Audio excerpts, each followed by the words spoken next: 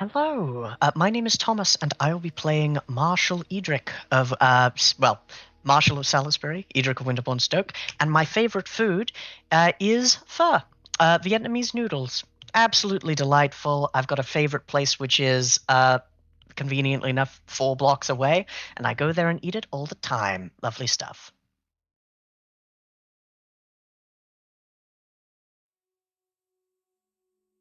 Guards! Knights! Oh. Squires! You go, Mark. I'll be right back. Hi. I'll be so fast. Okay. Hi, I'm Mark, aka the Cat's Meow, and I am here to play Sir Florence of Idmiston. I am here to, Baron Florence, of the Barony of Axe, most noble and most loyal of the Knights of Cornwall, are here to help serve his king, and is going for a quick trip to the Bath, or specifically, Bath, to find a guy he's been trying to track down for the past 5 years. We'll see how that goes. Trying's a real stretch. Did you mention your favorite food, Mark? Oh, my favorite food is tiramisu. Okay. I love tiramisu. It's delicious. All right. Liam. Hi, everybody. I am Liam. I play Sir Virgil of Durnford and occasionally Percy the Black Dog, and even more occasionally Dallin of Blackbourne Manor. I love food in general. It's very hard for me to pick a favorite, but I think my all-time favorite's probably king crab legs. I don't get it very often though. I like a good country fried steak too. It depends. Not everybody does that well. I know I've been playing too many role-playing games and games in general when the first thing I think of is the Battletech King Crab instead. Hey, Draken. Much appreciated, friend. Thanks for the subscription. Bob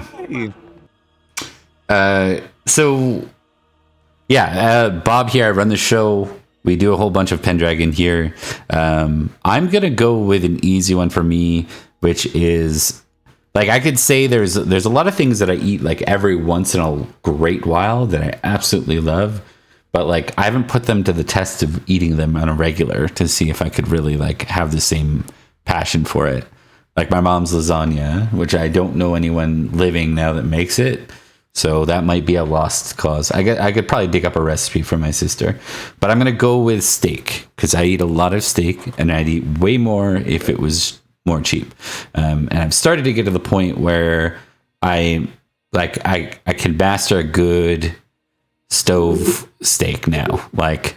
Where it's properly seared, and I actually like it better than the barbecue now. It's taken me a while to do that. I had to watch a few chefs do it and say, don't be afraid of this for me to enjoy it. So, because I always thought that was like a novice move, but apparently not. If you get a good setup, it works pretty well. And from that, we'll go ahead and dive in. We're going to start with, tonight's going to be a shorter night than usual. We got a number of things going on. Mark is just recovering from death, and everyone else is tired. It's been a long week, but we're gonna do some vignettes, which is always like that's always the thing I say will be short. I'm not gonna say it's short this time. We're gonna do some vignettes, and we're gonna move into the winter phase. I have very specific vignettes for a couple of folks, and we're gonna zero in on those as we go. We're gonna go in reverse order this time. And we're going to pick up with Liam, but not with Virgil. We're going to take a look at Percy. The Black Dog. Indeed. Do I do that every single time? I probably do, right? Absolutely. We basically do. I think I want to say that there's a new Companions of Arthur, which is like a release of Pendragon. Like fan made but published stuff, and I'm pretty sure I just saw one that was like a Black Dog mercenary unit. But they're stealing ideas from our stream. They look Saxon to me, and some of those guys that are involved are like OG people, so it's probably, you know what, I think dog is probably a pretty synonymous like concept to mercenary. I don't know why, but it is for sure. For sure. Definitely not. Despite dogs being some sort of Yeah. Definitely not no diamonds of dogs or whatever. I get wolf, but dogs to me are extremely loyal, so it's a weird thing for a mercenary, in my opinion. I think it's more about like the scraps. Yeah, It's like you feed the dogs scraps and they do what they tell you. They don't get to sleep in your bed. Like Yeah. It's like, Speak for Actually, yourself. kind of derogatory. Yeah. it's a Kind little of derogatory as well. Yeah, I get it. for the time. My dogs sleep in my bed. And to be fair, if you were the black wolf, people would just call you the dog as a derogatory comment about being the black wolf, I think. Which is weird. Okay, so random philosophies aside on that, we're going to go ahead and we're going to go ahead and pick up with Percy. What do you remember from the last time you played as Percy? Good sir. Well, I remember that King Nanteleod?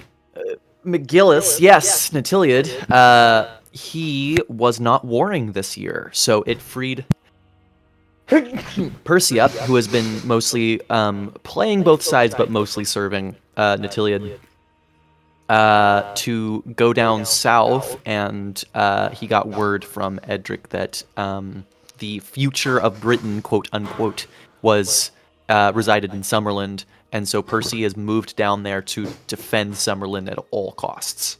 Okay. Or at the very least, to make sure that Britain's future in Summerland is secured. Understood. Just wanted to make sure we were on the same page there. I need some rolls from you, friend, to pick up this scene. I love making rolls. In Wales. I need you to make me a battle test, a weapon of your choice test, and... No! That was Oh, so man. first roll of the game, first roll of Welcome to the Percy in a stream, while. everyone. Yeah, welcome to the stream. Okay, this is all right. We're gonna figure that out in a second. I think the last time this happened, Thomas got captured by Lord Alabaster again. It's true. I just want to say, I'm glad to be back. Weapon choice, a weapon of my choice. Let's do one that I cannot fumble. Okay. Okay. Oh, I should have. You know what? I should have done the Barrett. That's okay. I rolled the swords first, so we'll keep the sword. And then what was the third roll that I needed to make? Horsemanship, I think, given what just happened. Yeah.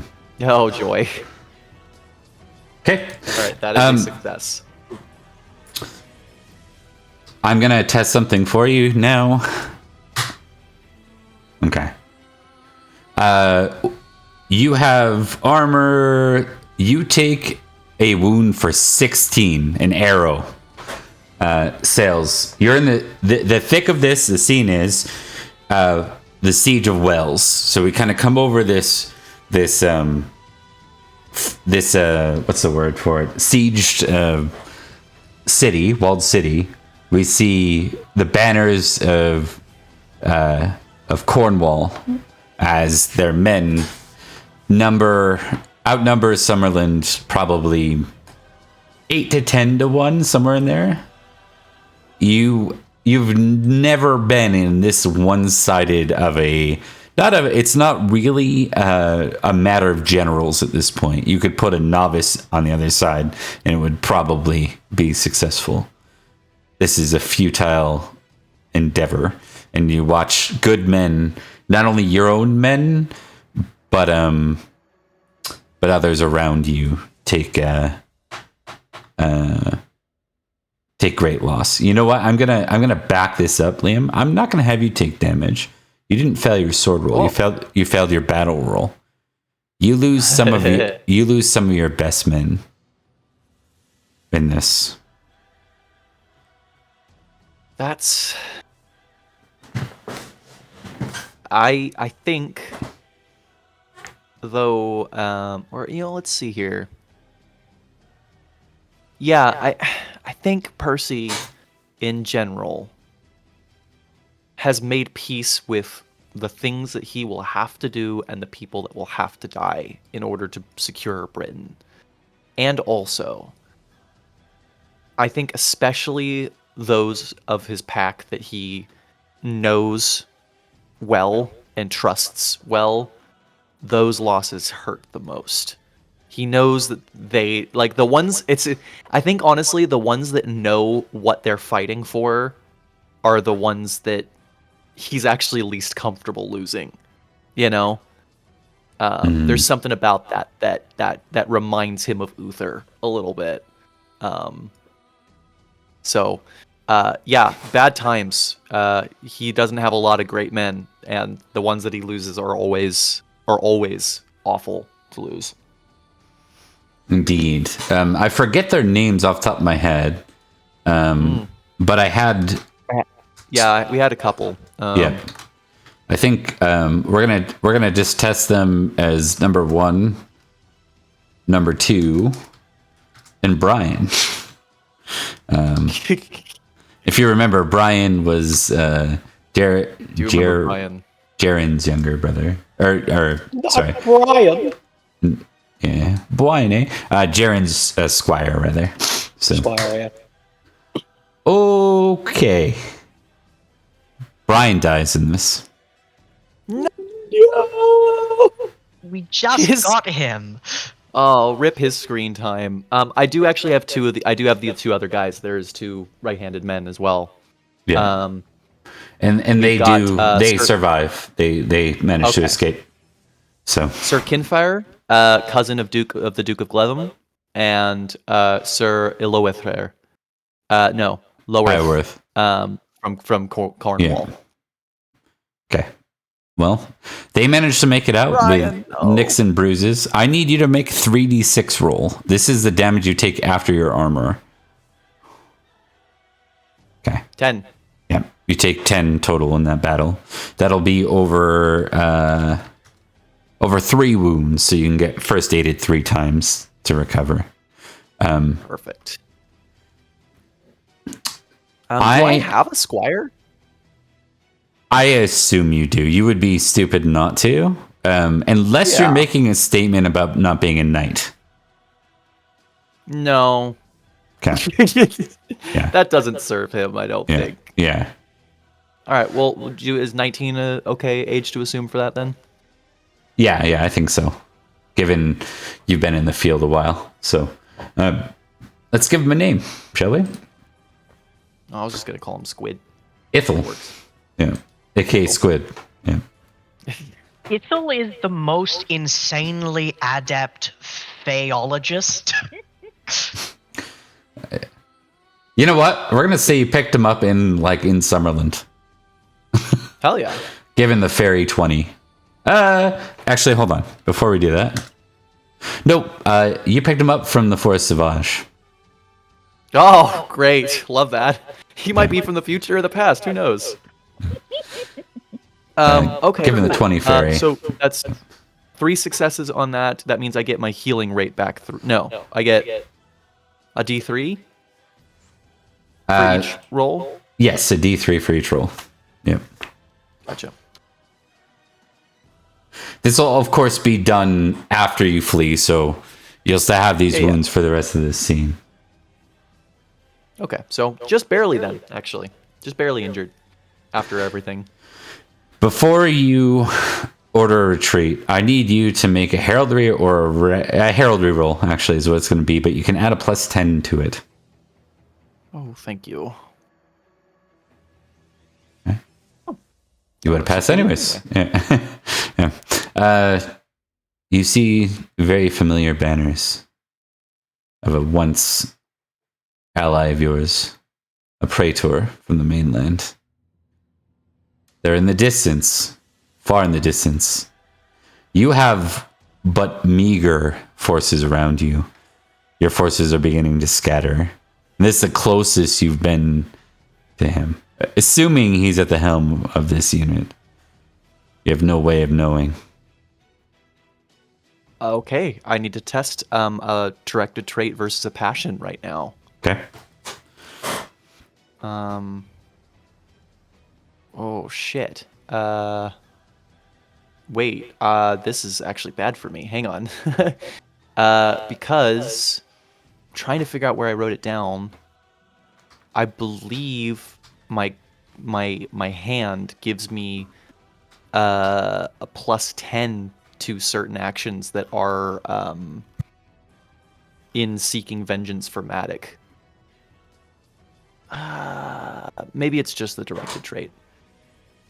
What was the trait again? The directed traits are +4 to vengeful and just. Okay. You could test vengeful versus prudent with that bonus, or you could test reckless versus prudent flat if you'd prefer. I think vengeful versus what I was gonna pitch was vengeful versus my homage Arthur was what I was gonna go. Gotcha. But I think prudent works too if that's better for you. I will allow you. Tell me what you're testing, or not. Tell me, just do it. Test it. I can read. But it will depend. Like what you do will tell us where your mindset is, if that makes sense. What you're comparing against. So, yeah. Oh, hey. Alrighty. Oh. That was 19? 1 off from being a natural crit. Actually, Yeah. That is the lowest I could have rolled and still crit on this. Indeed. What does that mean narratively? What that means is, despite, I think, literally his hand, like, without him realizing it, drawing his sword and starting to kick his horse into gear, I think he's able to force himself to stay that blade and commit to the retreat. Stegarius, in his mind, he knows that Stegarius will die, and he will die at his hands if he can manage it. But there is something even more important than Madoc, and that is the future of Britain. I think he commits to the retreat while gritting his teeth, so that he has forces and that Summerlin has forces to be able to hunt Stegarius again. So live to kill another day is kind of the mentality. Indeed. So you call a retreat. You attempt to gather your allies, as you do. At that point, you manage about an hour away, and you can tell that there are outriders in pursuit of your men. I need you to make a hunting roll. I think I just put a bunch of upgrades into that, did I not? Is it Virgil or is it Percy? Is first? I don't remember. It was one of them. Yeah. Okay, Okay, it's not a fumble. not a fumble.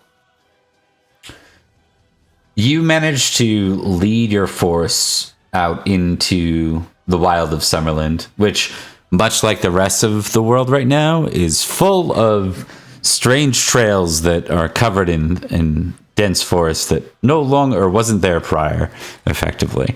And as you begin, you see about an hour away from the battle site, a thick fog begins to roll in from the north.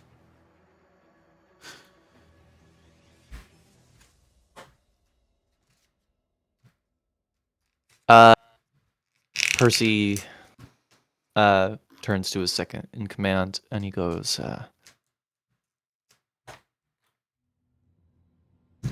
I've got bad news for you lads. We're putting our faith in the forest.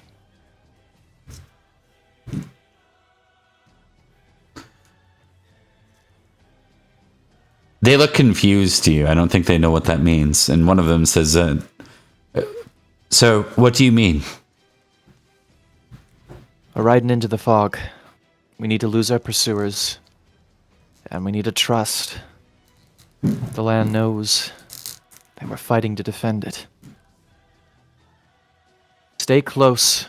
Whatever you do, do not leave the man to your left or to your right. And with that, I'll get one more hunting roll from you. That is a Hell success. All right. You quickly pick up a trail again, and before you know it, you recognize this trail. It is heading north towards Bath.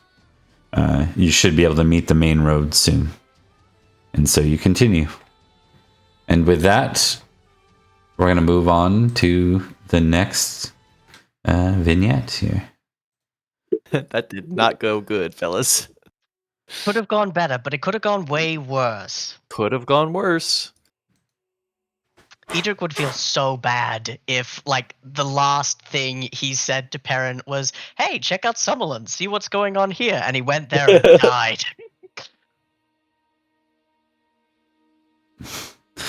Indeed. Okay, so Florence, you make your way in a most awkward way possible. You retrace your steps, heading all the way back through Salisbury from Dorset. This is like straight out of Monty Python. You just go back around exact way you came until you reach Bath. But as you reach Bath, you find, like, as you near towards Bath, you find the road completely covered in fog. Well, he just looks at the fog and goes, well,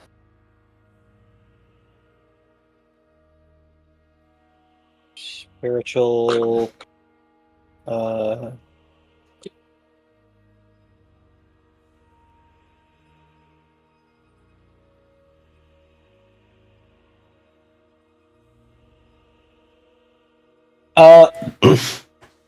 I think it takes him a few moments as he just kind of takes a deep breath and goes, I can't stop now.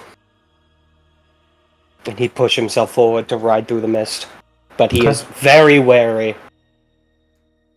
Take spiritual. Ye Baron of Cornwall.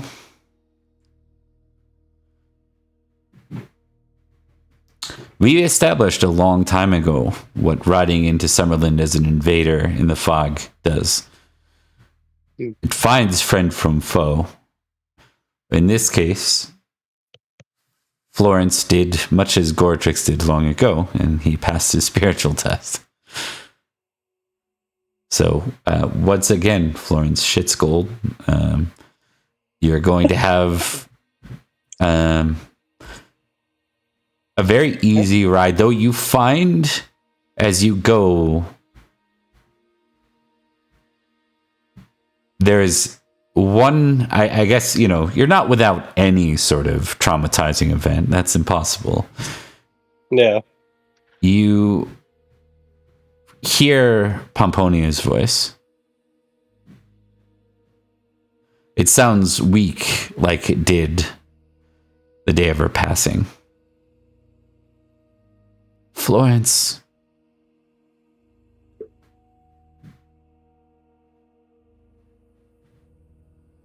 Can you tell which direction it's coming from, or is it just coming from around? Yeah, it seems to be coming from right now from your east off the road. Into the fog, effectively. The only guiding thing you have right now is that road. You get the sense that not only would it be not prudent, I think the pass on spiritual means that you're aground in British Christian, is that correct? He's Roman Christian. Roman Christian, right? I forget which one is Roman and British. I always think Edward is Roman for some reason. I think you feel that this is some kind of trickery. Something meant to sway you off the road. But it's hard. It still pulls at your heart. I think we're going to do a specific passion roll to see how he reacts. Because he still has Love Pomponia on his sheet.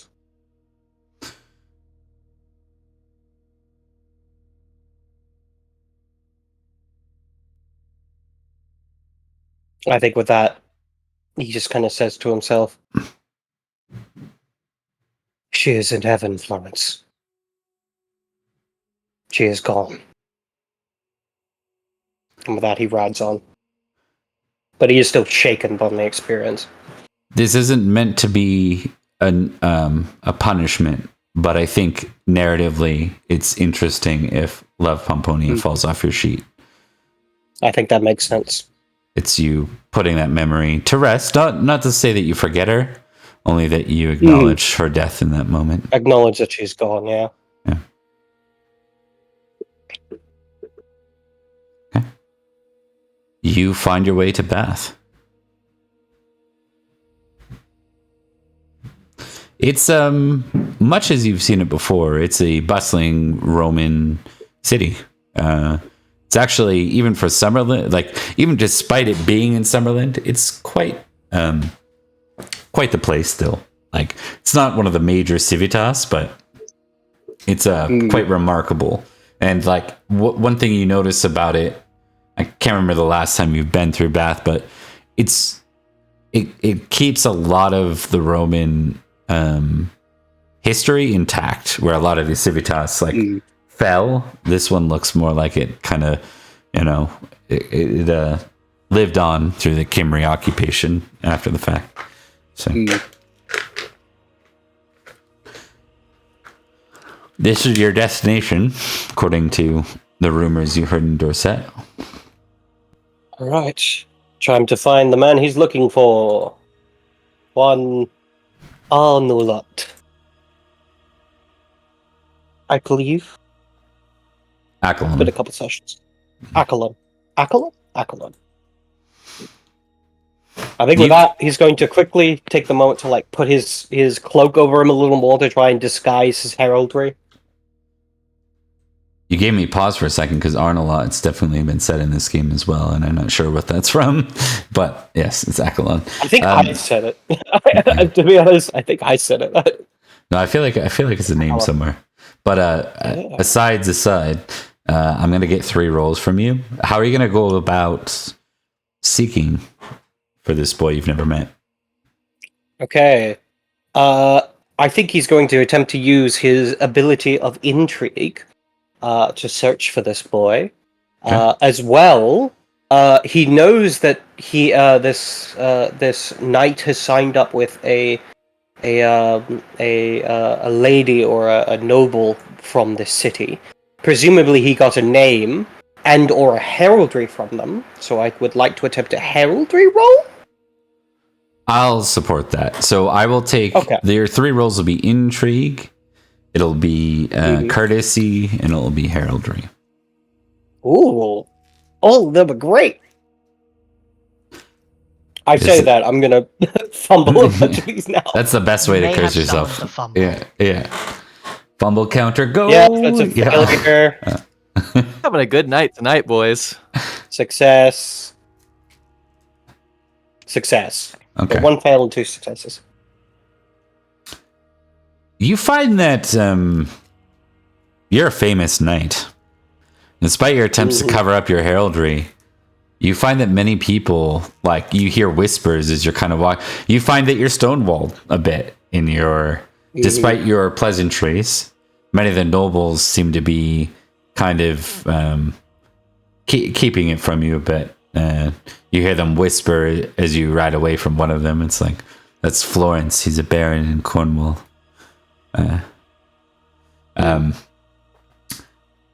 Nevertheless, you spot in the market, you spot a woman garbed in what is definitely Roman cultured clothing.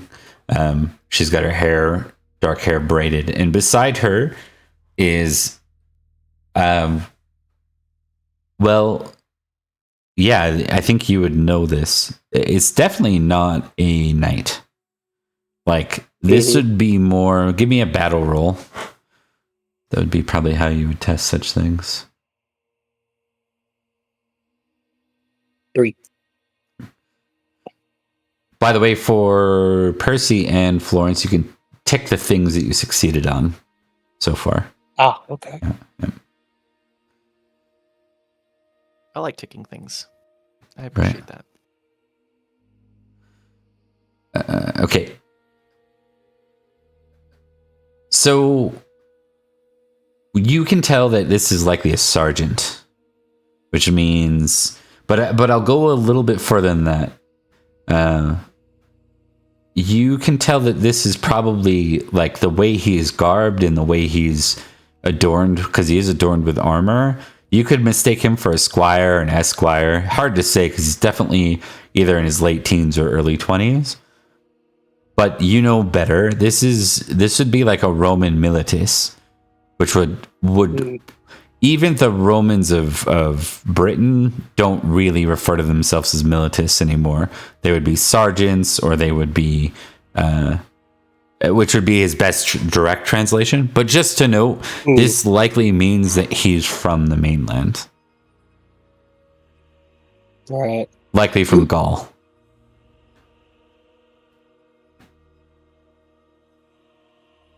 All right, but does this seem to be the person I'm looking for, or is... I'm not sure. This So is the heraldry gives you away. What you know is that you're looking for a Lady Crescenta, and this seems to be her. Okay. She looks like she's maybe somewhere late 20s, early 30s, somewhere in there. And you see the boy kind of stands around her like a bodyguard.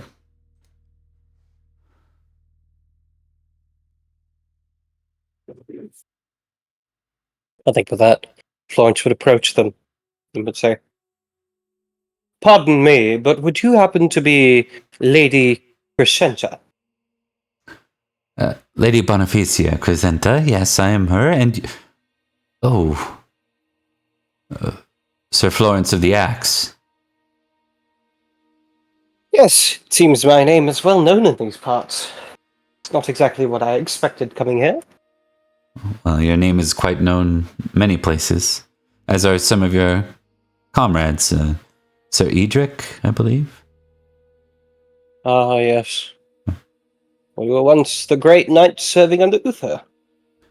Though I must profess I'm from Dorset, so my last encounter with you was you invading my city. That is true enough. To be fair, my last, experience in Dorset was desperately trying to leave the city. Well, many of them tried to kill me. But, I digress. I come here for a different reason. See, I wish to speak to your, milities, you'd say. She kind of screws up her face a bit and says, seems that he's more popular than I thought he would be. There was first in Bristol and now in Bath. And so Accolon, or she said, Accolon, you've certainly made a name for yourself. He looks forward.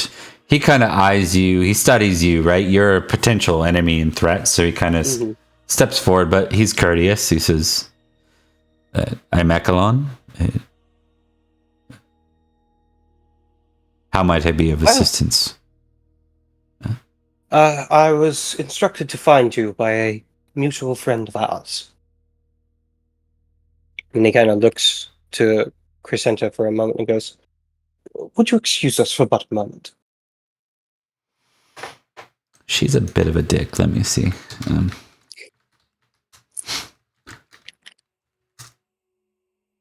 She says, "Oh no, anything you have to say to my hired militias can be said to me, Sir Florence." Very well then. Turns to him and goes, "I have a gift from the Lady Morgan."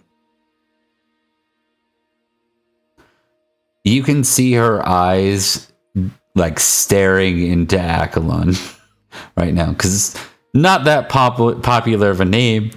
And I think she's putting some pieces together. You pick up on an intrigue that would probably rival, like, in fact, there's components of her that would remind you of Pomponia in general, right? And I don't mean in like the love and romantic way. I mean in the as a threat, as a threat of the court kind of way. Yeah. He looks really put off, like surprised. He's like, "How is she? Have you seen her?" I have. In fact, the last I saw her was at her wedding. He looks down. I think with that, he goes. But it was there that she first spoke to me of you. She told me that you were important to her. He looks like really, really surprised and proud for a moment, and he's reddening in the cheeks as this is mentioned. He says, "Look at that!" Florence smirks. "Yeah." Says, "What does more?" And he says, "What does the lady have to say to Florence?" Reaches into his pack and pulls out the ring. And he holds it out and says, "That you are to wear this, that it will protect you when you are in battle. Ensure that you will one day meet again. Or perhaps that's just the foolish hopes of a romantic heart such as I, but I believe there are things that cannot be defeated. Love being one of them." As he offers it up. He takes the ring, kind of studies it. There's definitely a look of hesitation on him.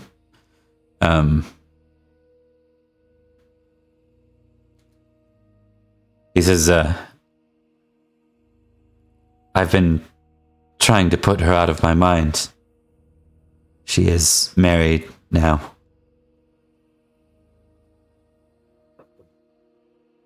In my experience,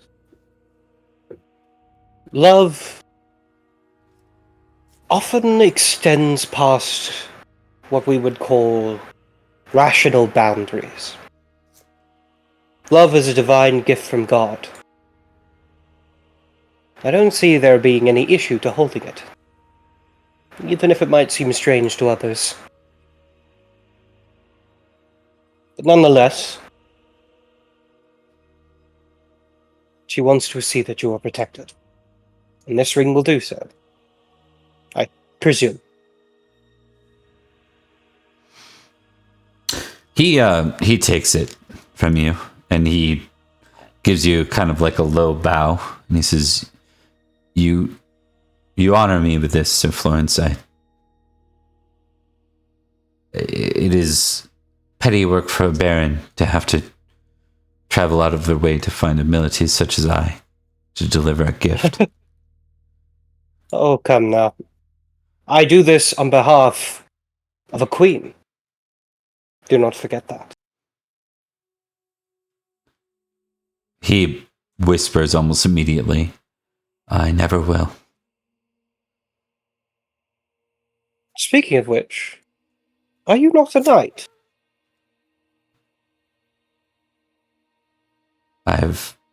Was not taken as a squire. No. I was not raised as a noble. But you are trained. The ways of warriorship. I am and I have been, yes. Wherever I might find the training. So are you saying what you lack now is but the title of Sir? Indeed.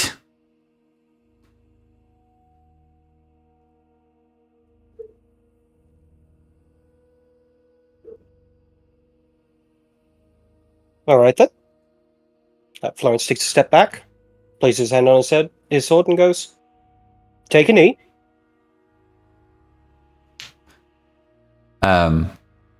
Lady Bonifacia says, "Sir Florence, he is my hired militus. You're not trying to take him for your own Like she's inserting that you might be trying to take him as one of your fealty, like one of your knights fealty, right? Mm-hmm. One of your subjects.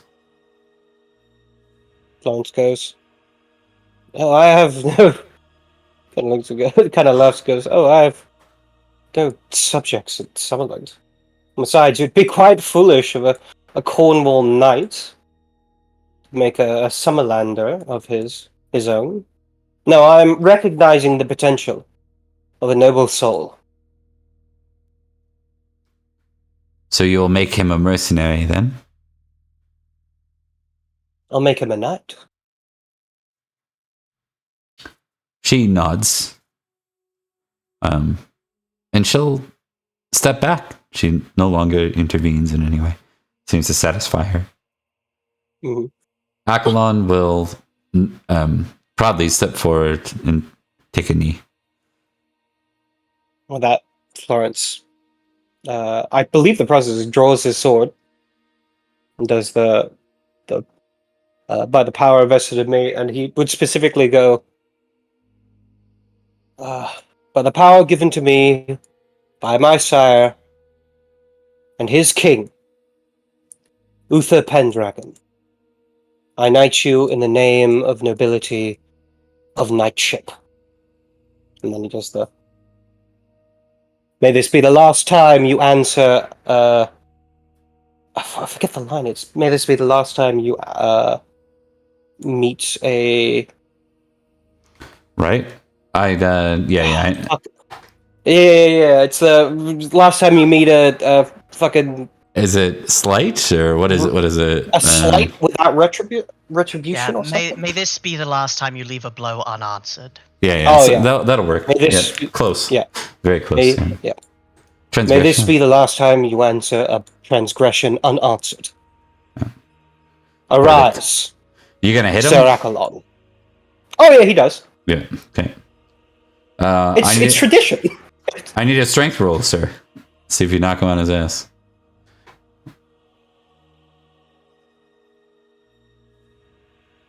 No, it's just a good hit. Yeah.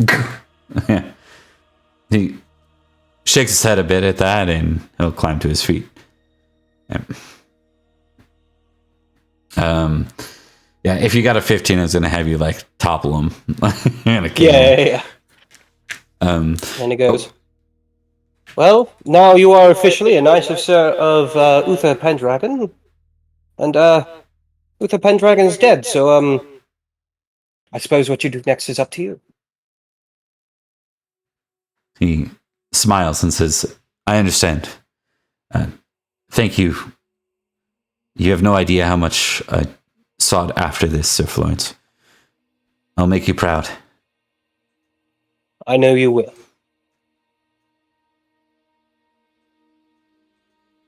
May we not come to blows then.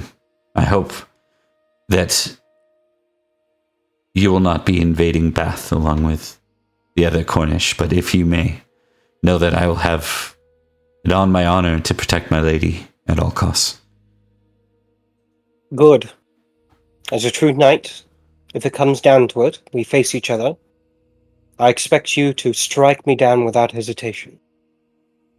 'Tis the oath we swear of fealty, of loyalty, of service. Excellent. I think with that, we'll close. We're going to give you a tick in generous there, obviously. We're also going to give you a tick in trusting. Because you did not scope out whether or not he was trained. Yep, exactly. Yeah. So, yep. And I believe trusting is actually a component of chivalry when it comes. So, I believe so. We're going to go to Edrich. Percy's vignette was small, but don't worry. There's a reason. There's more coming there. There's a part 1, part 2 there. Edrich, we're zeroing in on that. We for you, I don't have the other two were determined based on previous actions. I don't know if I have one thing that we need to zero in on. I don't want to kind of an overview of what you do. I just want to know what one scene you want to zero in on more so. Yeah, And Edric's if you want to make it rando, different things. if you want to make it random, we could see an event. It's up to you.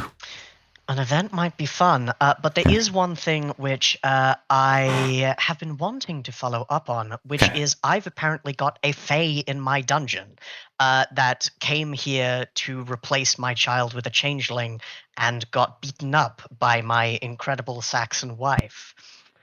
I think I would like to decide his fate. Okay. What would you like to do, good sir?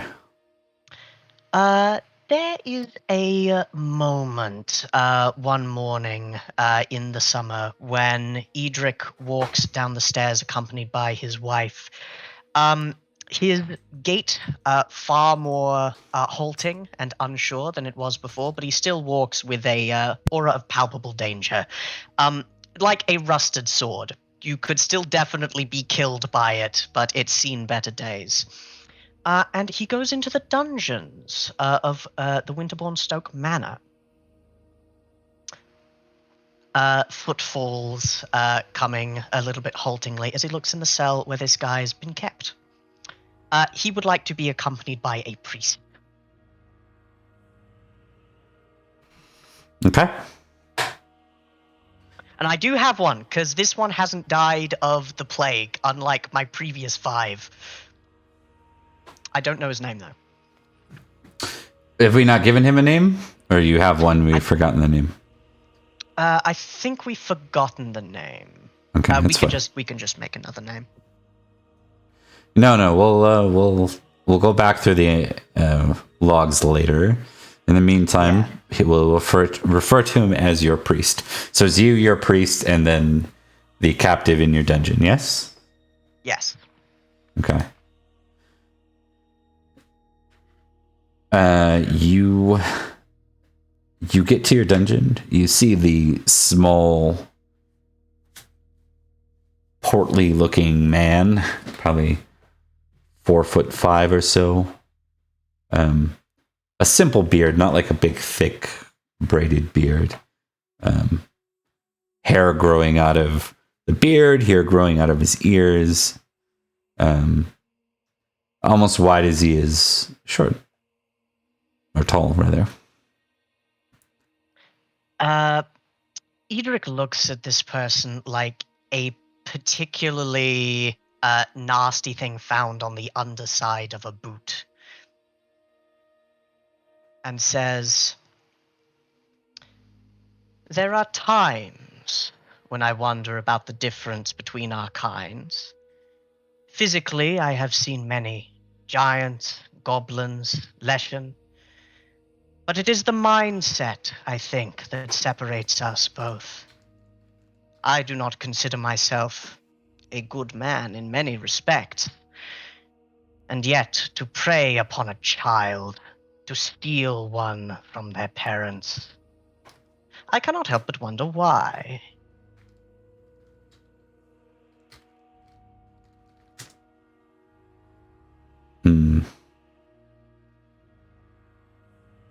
He says nothing in turn.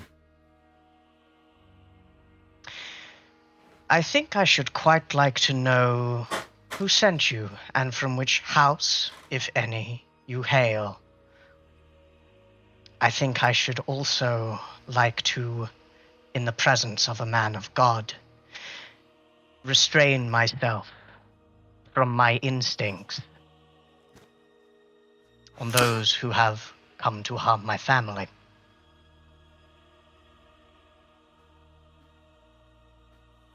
He also says nothing to that. "Very well. If you will not talk about who has sent you, then we know not where to return you. And you, here and now, or perhaps..." He turns to his wife and says, "Do we have room in the budget for a more public spectacle?" No, that gives them a chance to escape. "You will die, your body buried in hallowed ground. And All that know you shall know he was a failure. Unless, of course, we can come to some manner of arrangement. Okay. So you're bargaining with him a little bit here, but from the upper hand. Okay, I'm going. Oh yeah, definitely. Like, Edric's like, I want to kill this guy, I want to kill this guy, I want to kill this guy. But Okay. I'm gonna test something here for you. Let's see how this goes. hell yeah. Ooh. Is that good for me? It might be. It is. He drops to his knees and he says, "Please don't kill me. Please don't kill me. I am here. It's just it is our way. It is our way, knight. It is what we do. I hail from the land of Savage. Indeed. I was given the task, but not for you directly. I chose a house at random. You hail from Savage, chose a house at random, and it was my doorstep that you arrived at? Well, I wasn't the only one chosen for this task. You see, it's proper for many of us to. And he kind of gets silent. You can tell he's going to go into the changeling thing, and he goes silent. To replace children with those of your own kind, to have them grow up strange, ostracized, and evil. Well, yes, all of that without the evil part. All the rest is true, yes. And he smiles. Like he just answered your question. You should be satisfied. So, with your own powers of judgment, flawed though they may be, you chose the House of Winterbourne Stoke. You were not given the task directly, but others indeed have been chosen for a task, and they, with their own powers of judgment, chose houses to strike at, children to capture. Where do they end up? The King Savage takes them.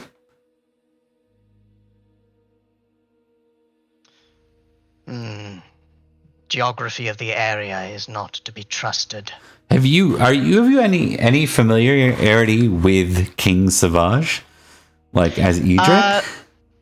I think not as Edrich, but as Evildrick. Evildrick's like one motivation was keep people out of the Forest Savage, but Edric's like another Fae then.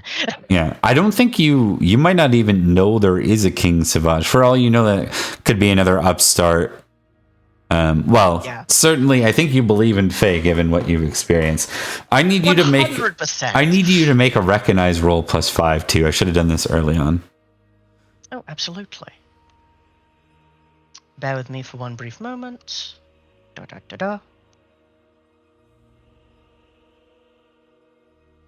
Recognize. Success. This, sir, is a brownie. Oh no! Ah. Kind. What, have I not left enough cakes again? I need you to decide here. Is vengeful famous? 16. Let me take a quick look. Vengeful is not famous. It is at a 12. Okay. You may choose merciful.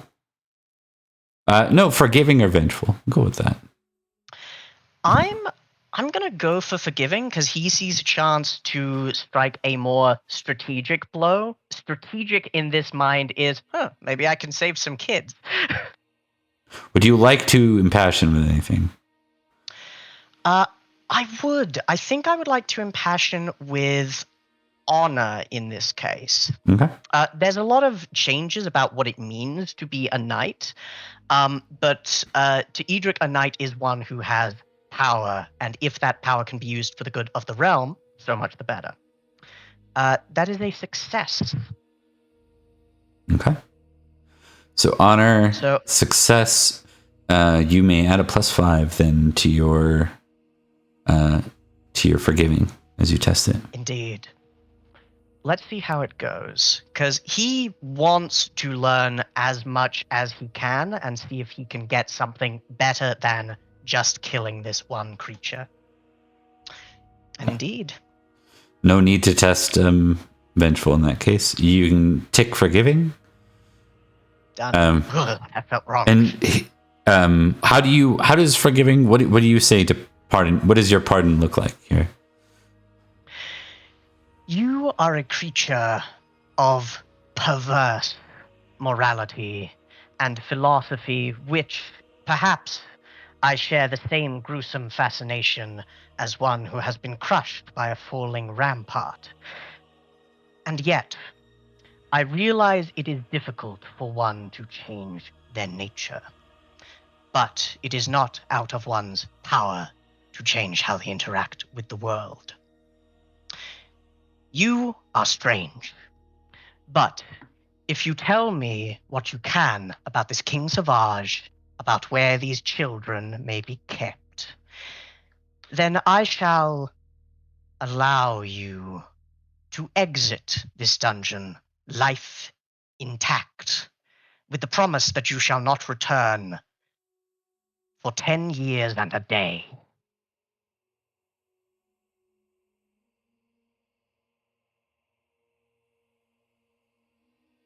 He clarifies.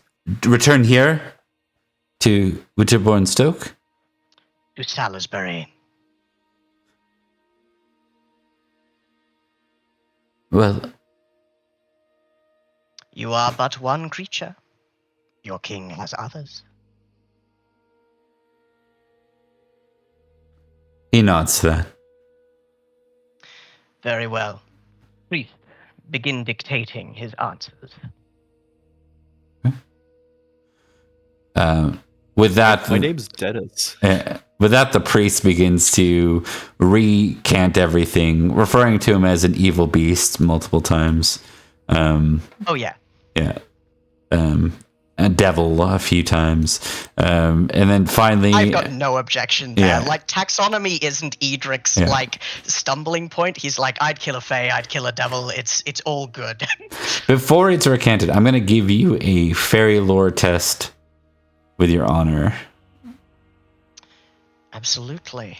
Now, this just ends up as a 9, so we'll see how it goes. Come on, big money. Hey, success! And it would have succeeded without it. Right? Yeah, that's true. What I want to know from you, and this might be beyond Edric's desire, and you know what Brownie's doing, you know how that can go, well or poorly, right? And things. What I want to know is, I think you have an opportunity to make him your subject if you wish.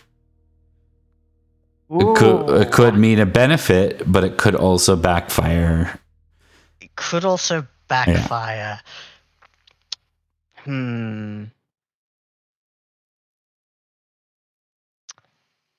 What, with that success on Fairy Lore, what kind of benefit could it mean? Like, what fire am I playing with? Do you want the fire or do you want the good thing? Which are you looking for? I know the bad thing. I've dealt with one of their kind before. I'd like to know the good thing, I think. Because Edric's like, that nothing good comes of the Fae. Oh, wait, hold on a moment. Opportunity. Their industry is insane. Like, otherworldly. They can craft things, they can repair things, they can build things. That's what they're known for. Exactly what I need.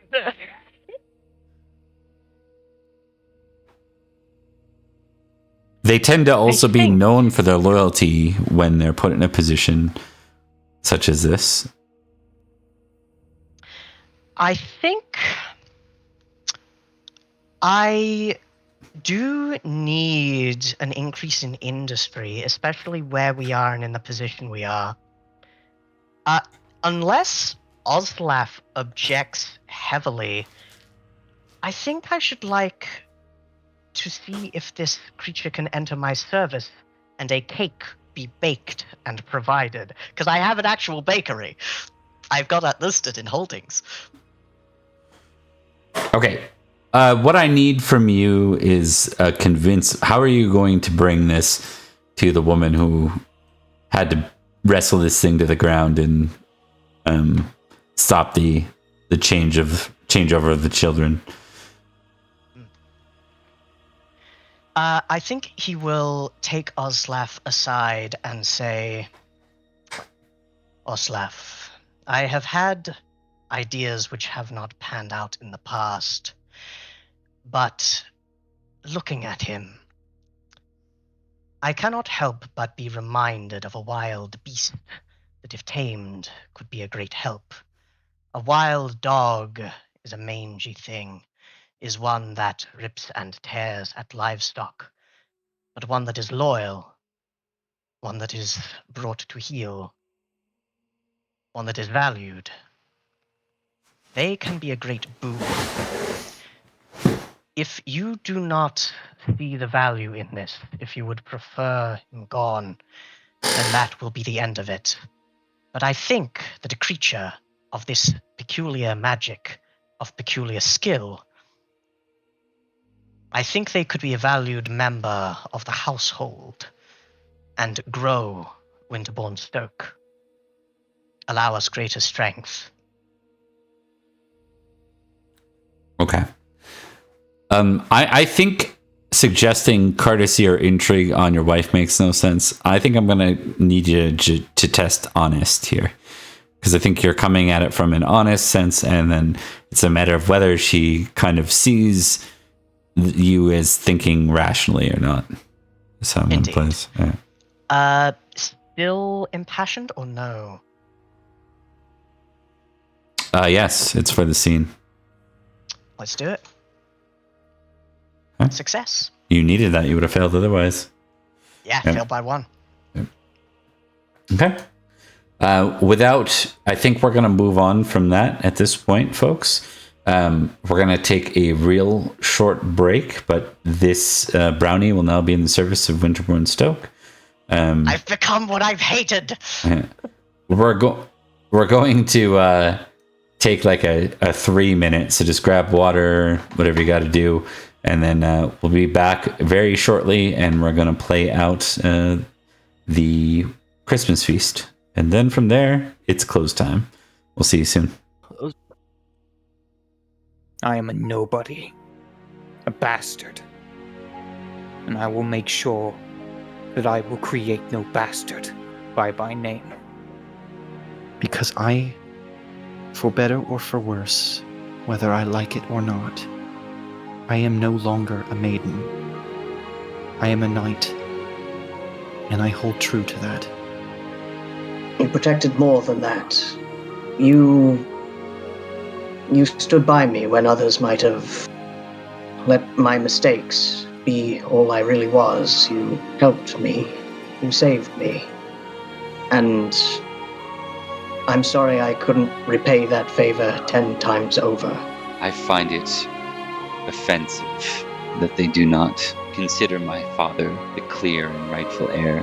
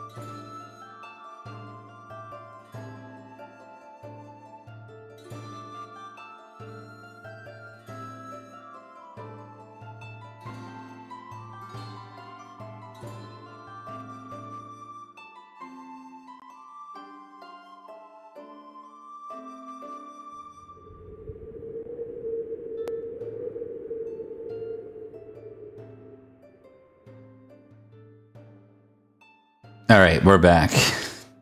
Let's pick things up with a Christmas feast in Salisbury. We're gonna start with your app rolls, everybody. I'll quickly shuffle the deck and then we can dive in.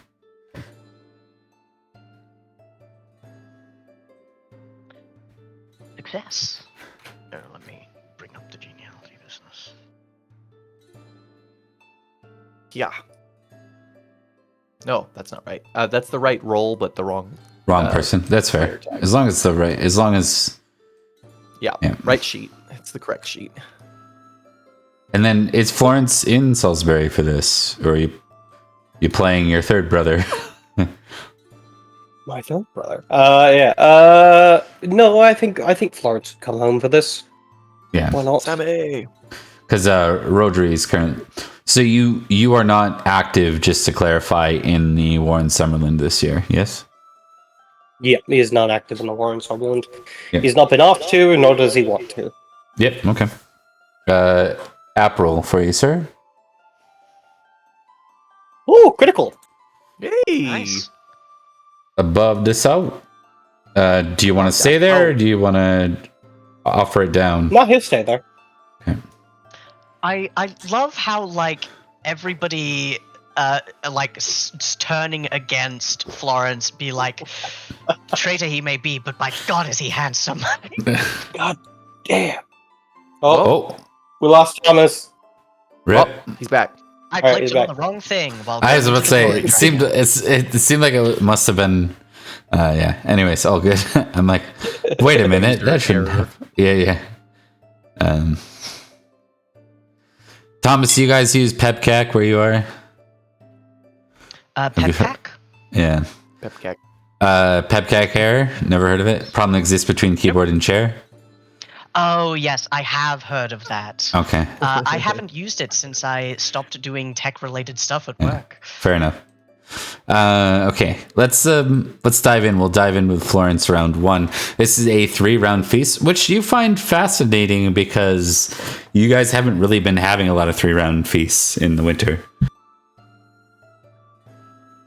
Seems to be going all out. You see more. It's the same. It's the custard with dried fruit, the roasted seal, and then the imported baked fruits. But it's like more.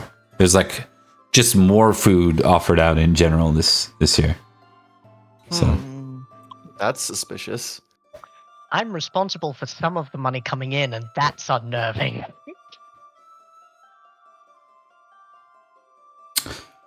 all right. Oh, and Aetheling's Kinrick is not here. Sorry. Thank God, I was going to say. Do we stop him? I guess. Do we stop? Do we seize him? I don't know. What's going on here? Right. We just gonna let him go? I guess. Seize him. Okay. So let's and I'm gonna actually do this so we can get Sir Locke on here. There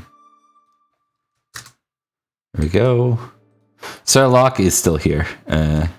A diplomat from Nanteleod. There we go. All right. That is the situation. And then I'm going to test one thing because it's possible.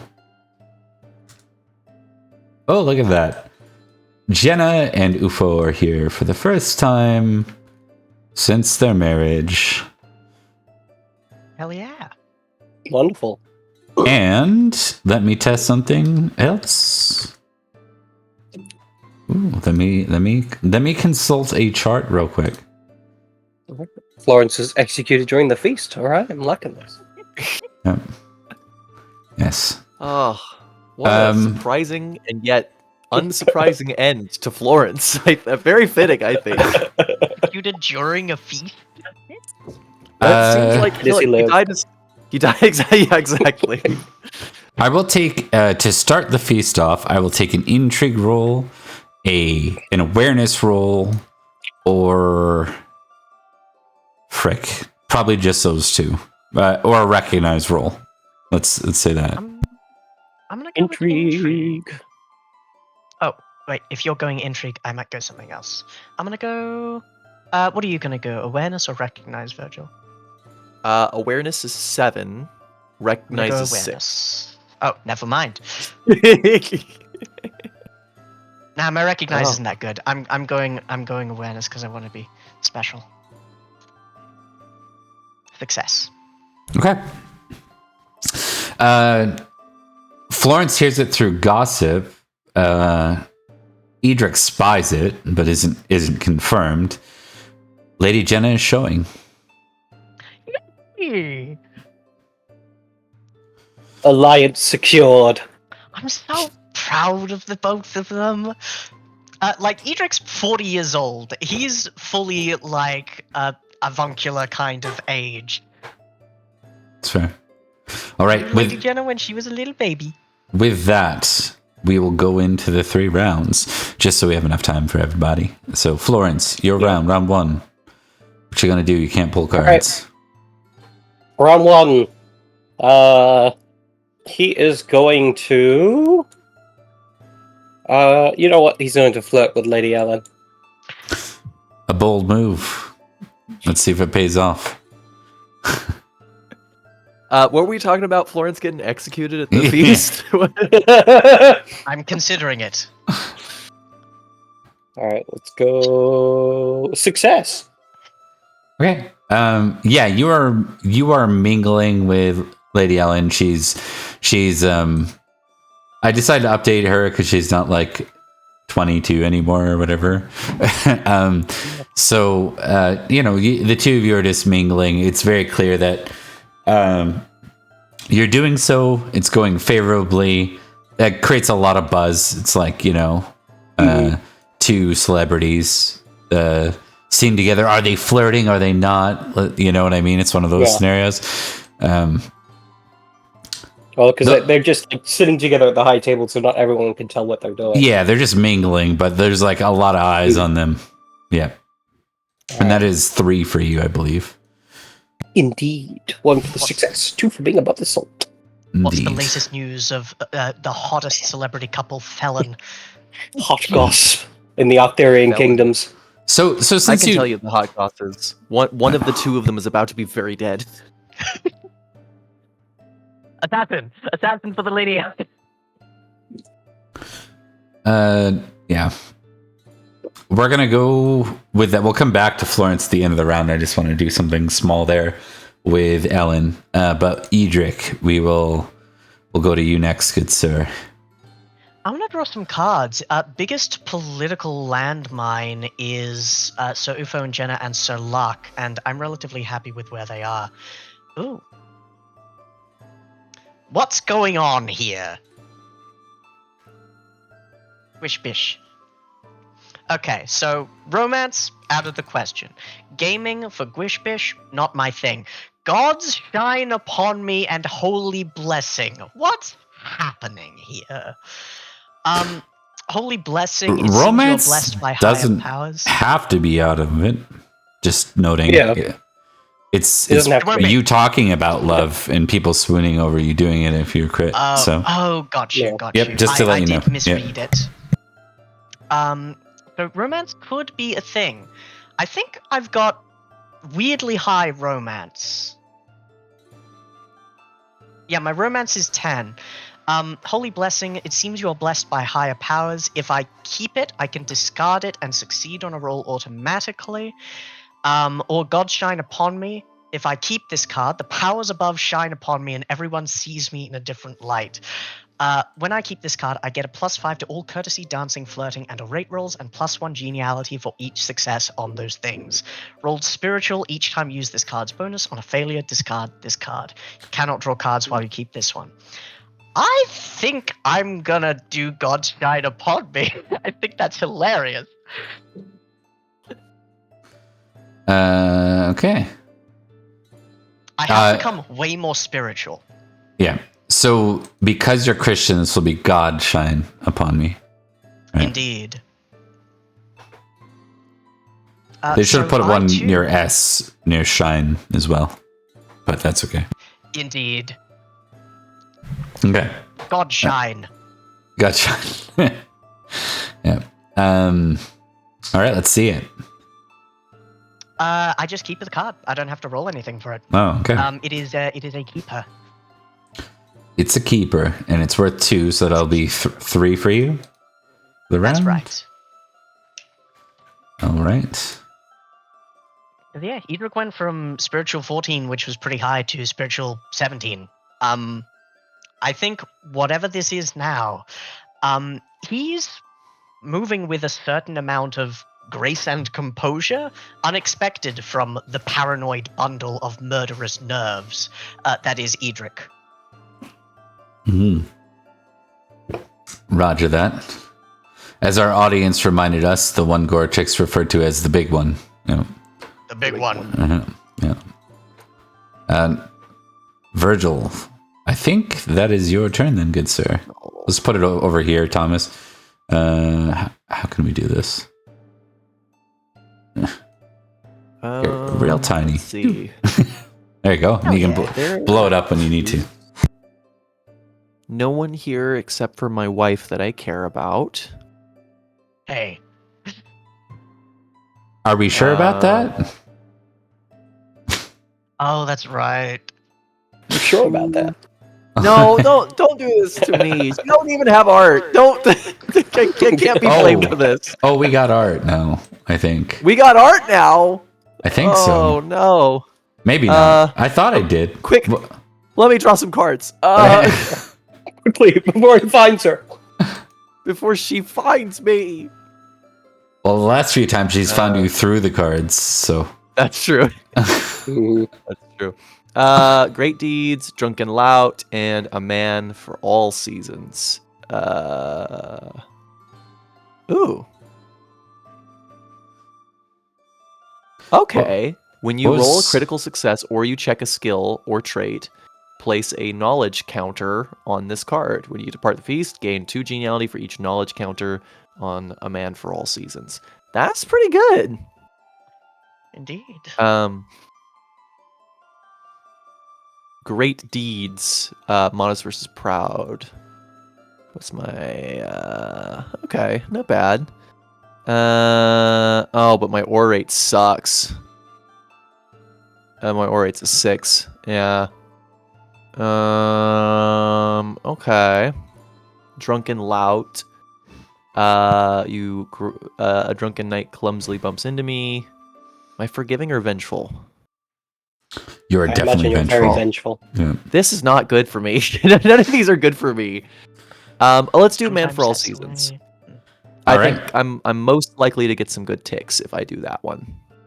Whenever you roll a critical success or you check a skill or trait, place a knowledge counter on this card. Put it over here. Ooh, +2 geniality. That's pretty good.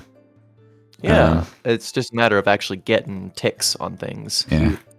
You could, yeah. Well, it's a 3-round feast, so you got time. Yes, exactly. Indeed. What was what's her name there? Oh, Liam? the lady. Yeah, Her yeah. name is Oriel. Orle. Orale, yeah. Orlay. Yeah. Yeah. Orlay. Um, She's quite the lay from what I hear. She's going to Orlay me. I thought I had art. Apparently I don't. So, okay, we'll have to make that happen. But we'll continue. For round 1, as it comes to an end quite quickly because of all the like non-resolution cards, there's a moment like, you know, the flirting with Ellen goes by. You guys are mingling, and eventually she says, "I thought that everyone ought to enjoy more food this season. With the Cornish on our west and the Saxons threatening us from the south, I feel it's only a matter of time until I just get the sense that war is coming."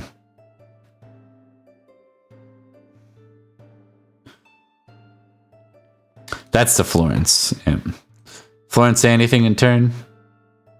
She's kind of talking to herself, but like, you know, talking at you, sharing. Yeah. Yeah. think Florence would say, well, it's quite generous of you, Lady Elaine. I'm sure everyone here appreciates it quite a lot. I do as well. It's times like these I can forget about life on the battlefield. Enjoy the loves life can offer.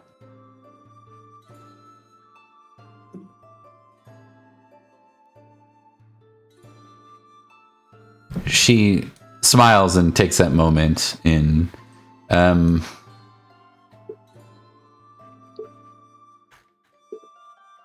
I think there's a brief moment where, when you sort of like back her in that, she like your hands meet just a little bit, but it's like subtle. Yeah. Subtle for everyone who's not the high table, but for those at the high table, they may notice. All right, we'll go with that. Start of round 2 with Florence. All right. Florence is going to attempt a temperate roll for Earl Robert to attempt to earn his favor. Okay. This is one of the few things you can add your genealogy to temperate rules, as it's an actual action of the feast. Same with indulgent rules, strangely enough. That is true. I think he's going to call upon his hospitality. All right. You may do so. All right, success. So that's a +10 to this. You probably can't So fail. it's +13 in total. I cannot. I'm hoping for a crit, but knowing my luck, I'm going to roll a 1. Aha! I was not wrong. You rolled a 5. Success. Wait, if you rolled a 5, shouldn't it have been like a 15 or something? Anyways, doesn't matter. No, it's only a +5, yeah. Oh, Because okay. it's 25. Gotcha. All right, well, 3 more genealogy nonetheless. You're doing your part. I'm gonna test 2 things here.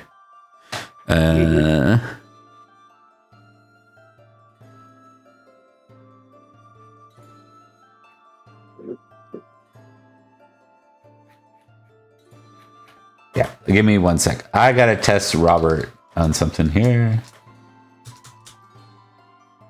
Come on. I'm just trying to look up his sheet and it's being slow. There we go. Okay, there we go.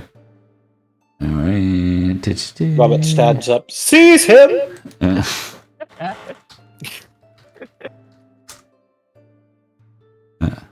Oh.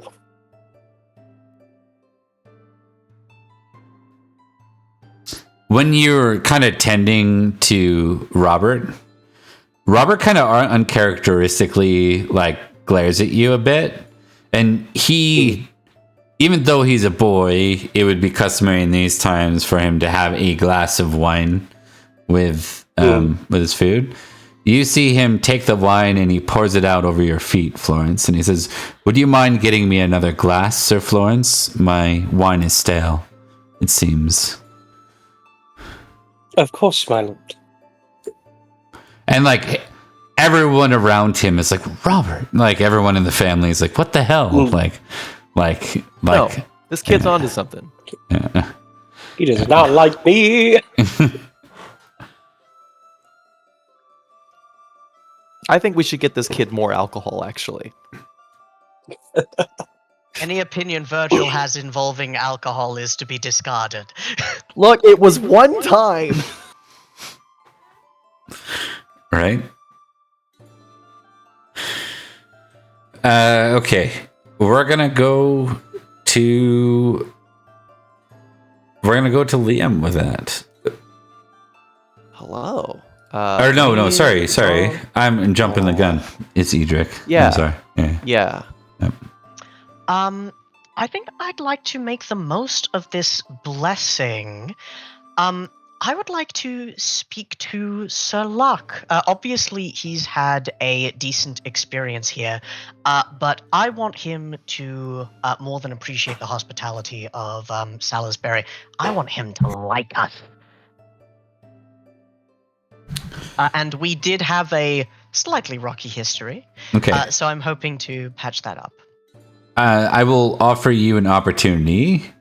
If you're trying for like a diplomacy, then you got to do diplomacy up front to even get to him, if that makes sense. So you can intrigue to get to him, but then you won't be able to diplomacy with him, if that makes sense. Yeah. I could do the diplomacy. The diplomacy doesn't get a benefit. I think what I'd like to do is impassion first to see if I can. It doesn't get a benefit? Not from the card I've got. From the god shine upon me. It's well, if you want to like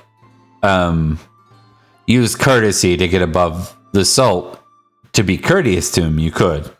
You're just not going to get a diplomacy kind of response from That's him. Fine. All right, diplomacy is higher than my courtesy anyway. I think I would like to activate a passion. This hospitality, not my best, but I think appropriate. That's fair, yeah. I agree. Let's see it. Oh, yeah. Success. All right, what does that mean for you? Good sir. That means a +5. So I'm going to roll diplomacy to see if I can... Remember your as genealogy, Marshal- too. Oh, right. Yep. I would have forgotten that. Thank you kindly. That means I've got a total of 20. All right. Successful. So Bar, who we've established is alive now, I went through great length to make sure. Indeed. He kind of just looks to you and nods as you pass through. Because Thanks, Shabbat. you know what he does? He studies your eyes because he knows what an Edrich, an angry Edrich looks like. Yeah. A vengeful Edrich. Exactly. Or suspicious. You look like you're in a pleasant mood and he just gives you a nod. Let's see it go by. Do you need that card? I just shrunk it again. You probably need it still. Hold on. I might need it, but diplomacy doesn't get any benefit. Just courtesy and orate, which I was sort of planning on using. But diplomacy gives... diplomacy is more like what I'm trying to do. Mm-hmm. Okay. And I think, unless you want to go into a role play about it, if you want to keep it short, I think he just... we can do a role make play. A connection. Yeah. Excellent. We'll just keep it to like 3 minutes or so. But yeah. Indeed. Yeah. Dolak, it is good to see you again. I confess I have not had the time to fully greet you as a guest of Salisbury. And the last time we spoke was awkward. Indeed. First off, I'm glad to hear that you have found your way back to the land of the free. I want you to know that I signed up, put my name forward immediately when I heard you were potentially taken captive. That is very kind of you, and indeed I am fortunate. A knight and his household went to great lengths to save me, and I am fortunate indeed that I was not taken captive by the same sorcerer for a third time. But let us focus on more pleasant matters. That kind of like light mood darkened as he mentioned that, but it returns as he says, it occurs to me that while we had Sir Elaine here, I did speak to him at some length, but I wanted to get your take on what serving Nanteleod is like, particularly because, well, you were one of the very first he brought under his vassalage. I knew Nanteleod when I was a boy. He was my superior, or I guess an adult within the court of my father. He was always honest and forthright. To to be true. My brother dealt with the war far harder than I did. I welcomed him once father died.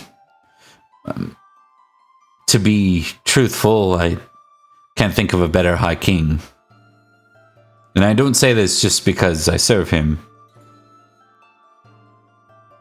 I have heard many tales, both from those who serve him and those who have met with him in the past. He does seem a good man, but High Kingship is a complicated thing. But I know this much. King Nanteleod is among the better candidates, and regardless of whom fealty is sworn, we can agree on many things, such as our choice of enemies. Indeed. That much we can. I do wonder, with a lack of... Bless you. With a lack of... bless you. With a lack of war in the north for now, while King Lot gathers his force, I do wonder what his designs on the east and south Saxons might be, or indeed, if he would turn his eyes towards more central locations, or other foreign invaders. Well, I'm not at liberty to say. To be true, I'm here without the news from Gales for this year. What I can say is that he is already amongst great allies in the Duke of Lindsey, and he sees all the Saxons that do not ally with the men of Logres as enemies. I am glad indeed to hear that, particularly because war will soon come to our borders. I can smell it in the air. But what you have said has put me at great ease.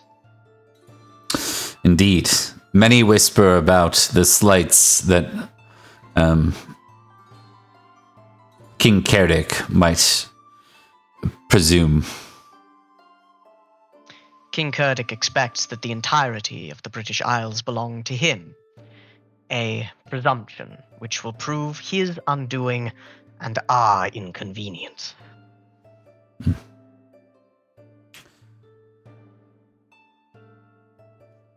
You should know that the king has sent me here for reasons. He would like to see you, of course, bend the knee to him. That is no untruth. But you would also know that he has taken many as allies, including the Duke of Lindsey. Indeed. The Duke does not consider himself a subject to Nanteleod, though he does support him in his campaign for High King. And I think Edrich will slyly butter up Sir Lack a little bit, if only indirectly, as he says. And indeed, in speaking to you, I can certainly see the benefits in having King Nanteleod as an ally, particularly against, as you said, the foreign invaders. Of course, I can make no great decisions myself, but... Nor I, Sir Edrich. Indeed. But I do believe that we have the beginnings of an understanding. And I think that's maybe a good place to Roger that. Fade to chatter. What do you get for geniality here? I think, because I succeeded, just 2. I don't think the... No bonus, right?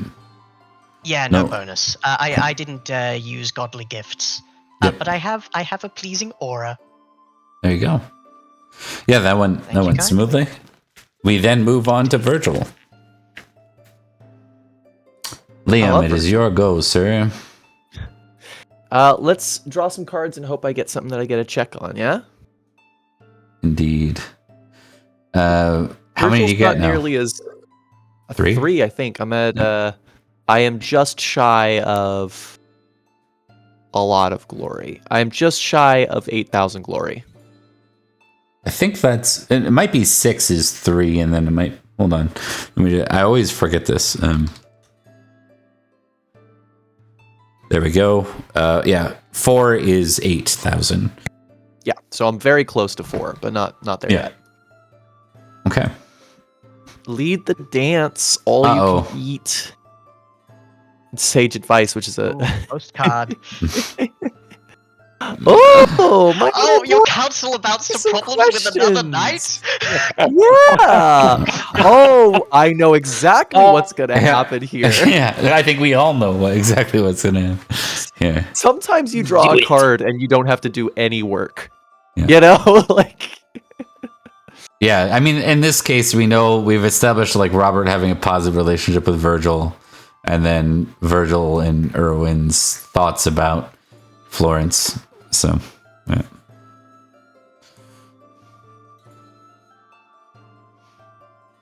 So in this case, so maybe I should kind of start with this. So Robert excuses himself kind of under, I think as Florence goes to have a servant kind of clean his boots for him and then serves the wine to Robert stands up abruptly and walks off with the wine to like near the salt with a bit of a stare. It's a bit childish too, you know what I mean? He's still a child too, but he walks off, and as he walks off, he runs into Virgil. And he almost goes to walk by Virgil and says, "Excuse me." And then he looks up and sees it's Virgil, and he says, "Oh, Sir Virgil." And you haven't seen him be that abrupt or like cold, I don't think, ever. Like, I've seen this before. He's becoming a teenager. Yeah. My son was the same way. I know exactly what this is. Yeah, I think Virgil will just kind of laugh and like literally like almost push aside the knight that he was talking to before, and he'll be like, "Are you all right, my Earl? You seem a little out of sorts."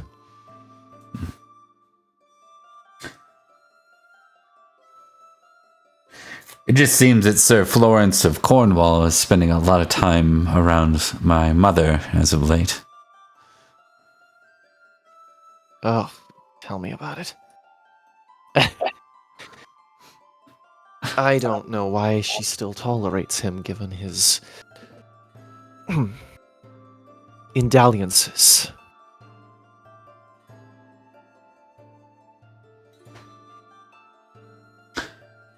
I think she might be falling for him.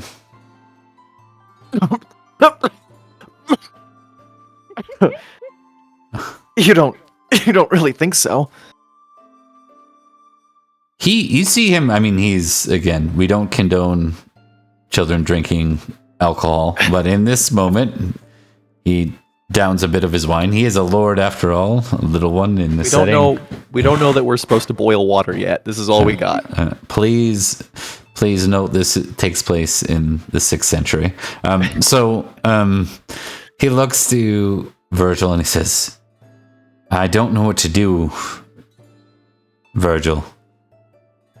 Florence has done a lot of good for this county, and for that he is well regarded. But I'm growing tired of it." And you kind of flash back to remembering a bit of a scene a few moments ago up there. You're not sure what happened. But you're like, "Oh, did he do something?" Like, you just see it in his eyes. Like, yeah. Well, that makes 2 of us, Robert. Though I acknowledge the complications of this era we're in. No king. We're on our own in a lot of ways. I don't doubt that I don't doubt that Florence does what he thinks is best. His morality's never been in question to me. His sense has been, though. And he is an ambitious knight. Already he has claimed a position far higher than he was originally born for That kind of man makes me very nervous.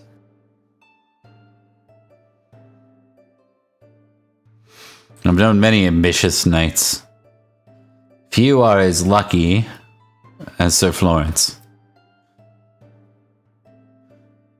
Nor as popular. That's an element I can never understand.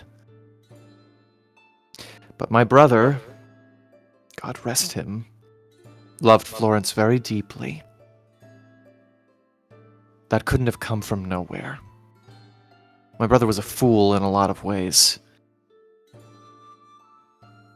He knew people. He knew people better than I did. The question isn't, to me, whether or not Florence is a good man, though, is it?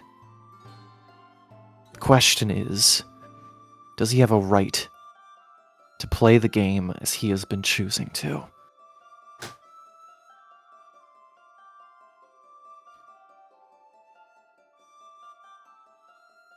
He says to you, I need to know, Virgil,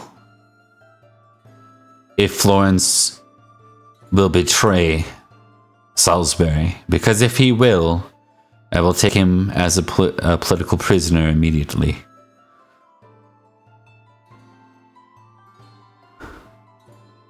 I have already sworn to kill him if he betrays Salisbury, but I defer to your vision. Give me an intrigue roll here. This is for that card May I now. impassion? Yes. May I impassion with Loyalty Lord? Yep, and you also need to add your geniality of 1. Ooh, Yeah. 1. I just realized that. I'm like,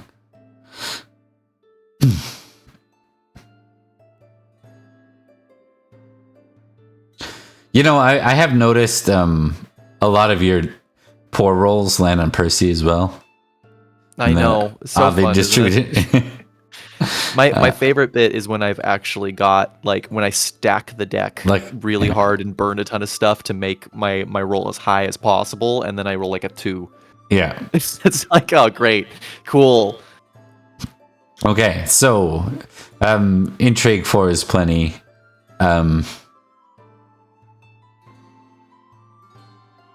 So your advice is effectively that Robert knows best what to do. I think Virgil's advice is more specifically in regards to dealing with Florence. I don't think he said it yet. I think I can get there in a sentence or two. Okay, yeah, go for it. I think Virgil kind of clears his throat for a second, and he looks over at Florence and he goes, I'd say there's 2 parties involved with this. Florence can't be trusted. He's proven that time and time again. But your mother, she was not born here, boy. Sorry, she was not born here, Robert. But she has fought for this place. If you can't put your faith in Florence, then I say talk to your mother earnestly about this and trust her. He winces. You can tell that's like that scenario where he's like, oh, the one thing I really dreaded and didn't want to do. And he's like, but there's like a nod because you did succeed. He says, you're right. As much as it pains me, you're right. I will, sorry, I'm making him sound real deep, like he's like 25 years old. He says, I don't want to make him sound unsure. I'll do my best. No, I'll do what's necessary, he says. As my lord, it feels inappropriate for me to tell you that I'm proud of you. But every day you show yourself to be a capable leader, not someone I have to follow. someone I want to. He You have beams a my bit with that. services. Yeah. No. You have my service as a knight, but should you ever need my help, I'd be happy to be there for you. He nods.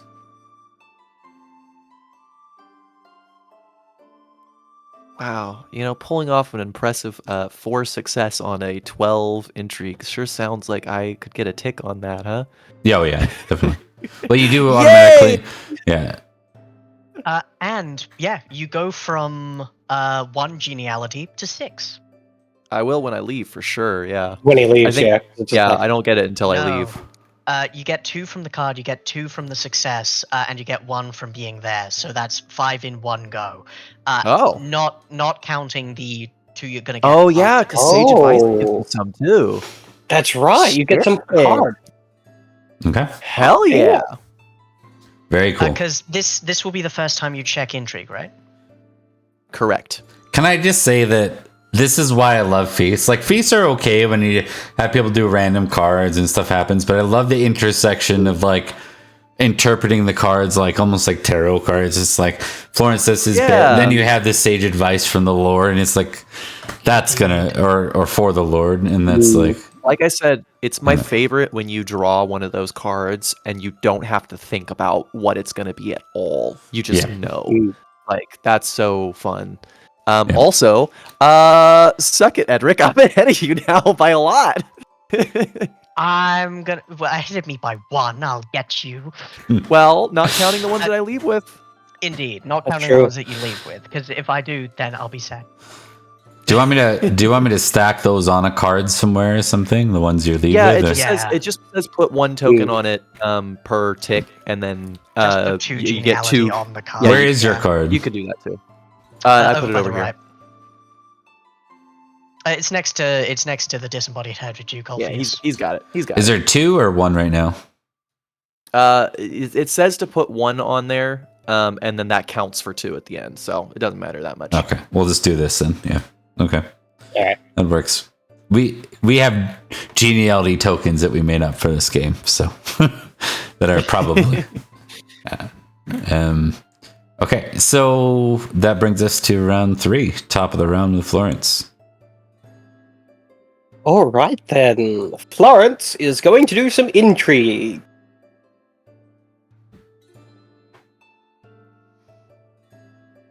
He gets to add his geniality bonus to this. That's +6.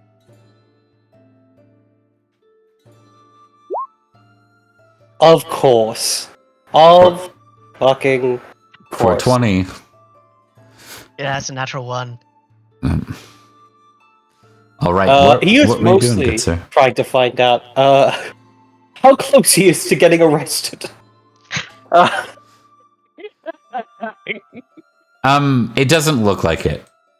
Things Okay. calm down. Most people backed you when Robert went off and stuff. So it Okay. depends. I guess the thing you got to watch out for is if Robert makes a call, it could go there's poorly. Nothing I can, But yeah, But I feel like I've got the popular vote on my side. yeah. Okay. At least for that, like you haven't done anything that warrants being arrested per se. And this year, it'd be one. You'd probably be in a lot more danger if you like went off and fought like for Cornwall and Summerland and showed back up. People would probably be like, "Yeah, no, What the that's fuck, too close dude?" to home." Yeah. Okay. That I don't think I have a lot for you there, but I'll throw something at the end of the feast real quick. We will go to Edrich. Okay. Wait, is there? Where are we at? 9 total? Yes. Yes. Could have been higher if I didn't roll higher than a fucking 1. Indeed. Okay. That will bring us to Edrich. Speaking of the popular vote, Americans, go and do that. As Yeah, far as I do that. do, Yes, go vote. could I have I my agree. card expanded? Yes. Fun fact, you don't have to fill out anything on the ballot except for the president thing. You can just leave that blank. Like if you're overwhelmed, you can just vote for one thing and then leave. They won't stop you. Courtesy, dancing, flirting, orate. I think what I might try to do is I think I'm going to see if I can't roll courtesy to welcome Lady Jenna and Sir Ufo. I mean, Lady Jenna, I know. Sir Ufo, I know. But this is the first time, like, the both of them are properly together. Yeah. That I'm talking with them. Okay. And I just want to show them a good time, both as my position as marshal, and also because I've seen these guys when they were real young. That makes sense. Do you want? Sorry. Do you want to do a courtesy roll, or do you want to do a toast with orate? I'm gonna do. You have a compose skill, yes? I do have a compose skill. My compose is 17. I'm insanely good at it. You can do a compose roll to get a +5 to your orate skill. That is something that's a regular thing. But if you fail it, there will be consequences to the orate roll. Yeah. Let's do it. I will. Or fumble it, rather. I will Fumble, not fail. Yeah. Indeed. I will do a compose roll. There's no geniality to compose because you're not doing it publicly. You're like. Exactly. Yeah. I'm kind of like thinking over it in my head as I'm saying, from the moment I first laid eyes on you. Yeah, that's where. Critical. Oh, wow. Okay, that's a +10. Bear with me for a brief moment. I just need to quickly. And you do get your geniality for the orate. So. Indeed. So this is a plus.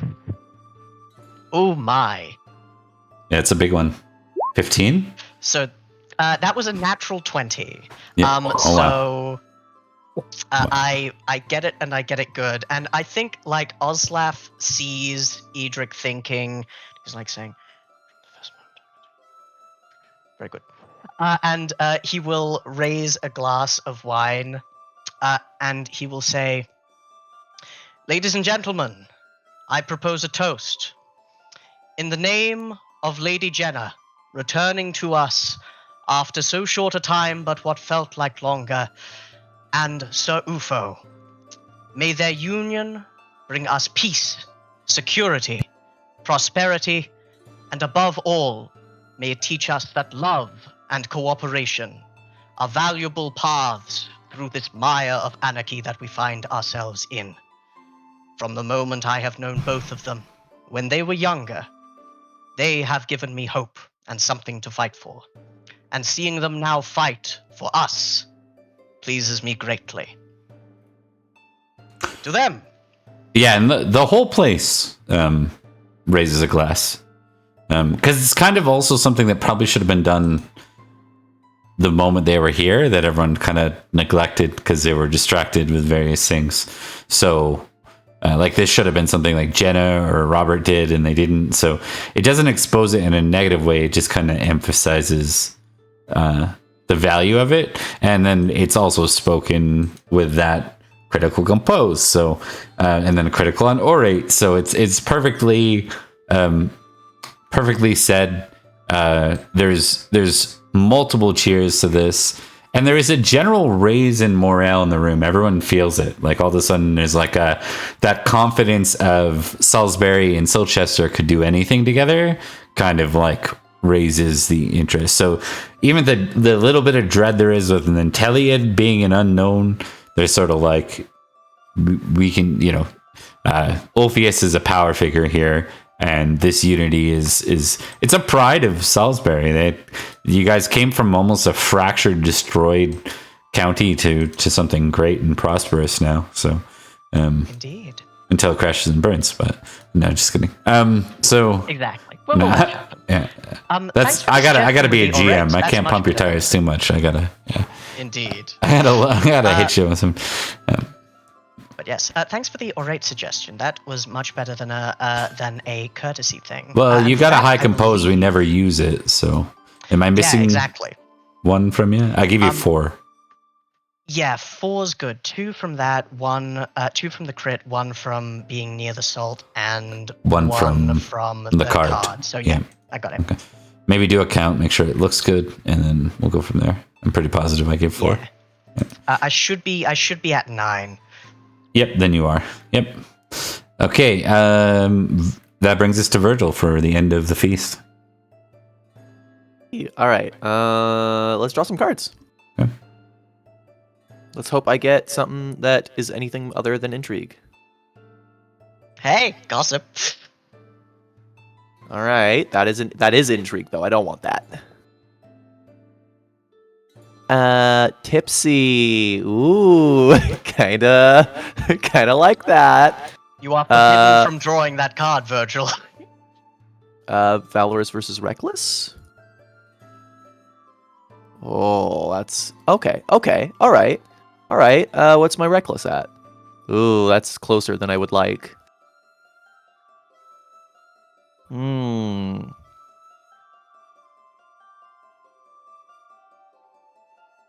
Okay. As long as I don't fumble, courtesy one could be good. Oh, you tempt the gods with that, my friend. Okay, so I'm bouncing a little bit here. So if I do be Valorous, right? Mm-hmm. If I succeed at Valorous, Yeah. which has I have 1 point higher in Valorous than I do in Reckless, then I could get potentially another 5 glory from this, or geniality from this round, which would be pretty amazing, especially because I'm so close to 8,000. If I go with the safer option of Tipsy, the consequences of failing are far less dire. You know what? No, fuck it. What? I'm testing Valorous for myself right now. We're doing Be Valorous. We're doing it. Okay. Are you testing Valorous or Reckless? Yeah, I'm not sure yet. We'll find out. This is a real life test for Liam as well. For these cards, you test both because they're versus cards. But no, we're talking about Liam in real life. Oh, yeah. That's fair. Okay, fail on Reckless. Fail on Valor. It goes again then. Yeah, all right. Not great for me. Yeah, it goes till 1 succeeds. Well, it goes till 1 succeeds and 1 fails. Or 1 succeeds higher than the other. You want to know the worst part? I already have a tick on Reckless, which means I'm getting nothing from this. I'm getting nothing. It just breaks dead even. It's such a bummer. I mean, this has been Virgil. What is Virgil's Reckless score? Virgil's Reckless is 15 and his Valorous is 16. Yeah, okay, that's interesting. I think it's very fitting considering this year and last year that Virgil has had. Like, Virgil definitely, he threw a party about how invincible he was. I think this is very fair. That wasn't what it was about. It was about how fucking badass he is. It was a party about the Invincibles, the family. I am going to... I do this sometimes. Remove the tick of recklessness from your sheet. Roll a d3. Oh no! This is the worst case scenario for me. This just means you're more true knight. That's true. I don't think Reckless is one of the True Knight ones. It is. 2, 3. It is. Oh, it is. Okay. Yeah. Okay. Great. Well, Lord knows I needed to be at what 98 on True Knight status. What's your reckless now? You have an 18. 18.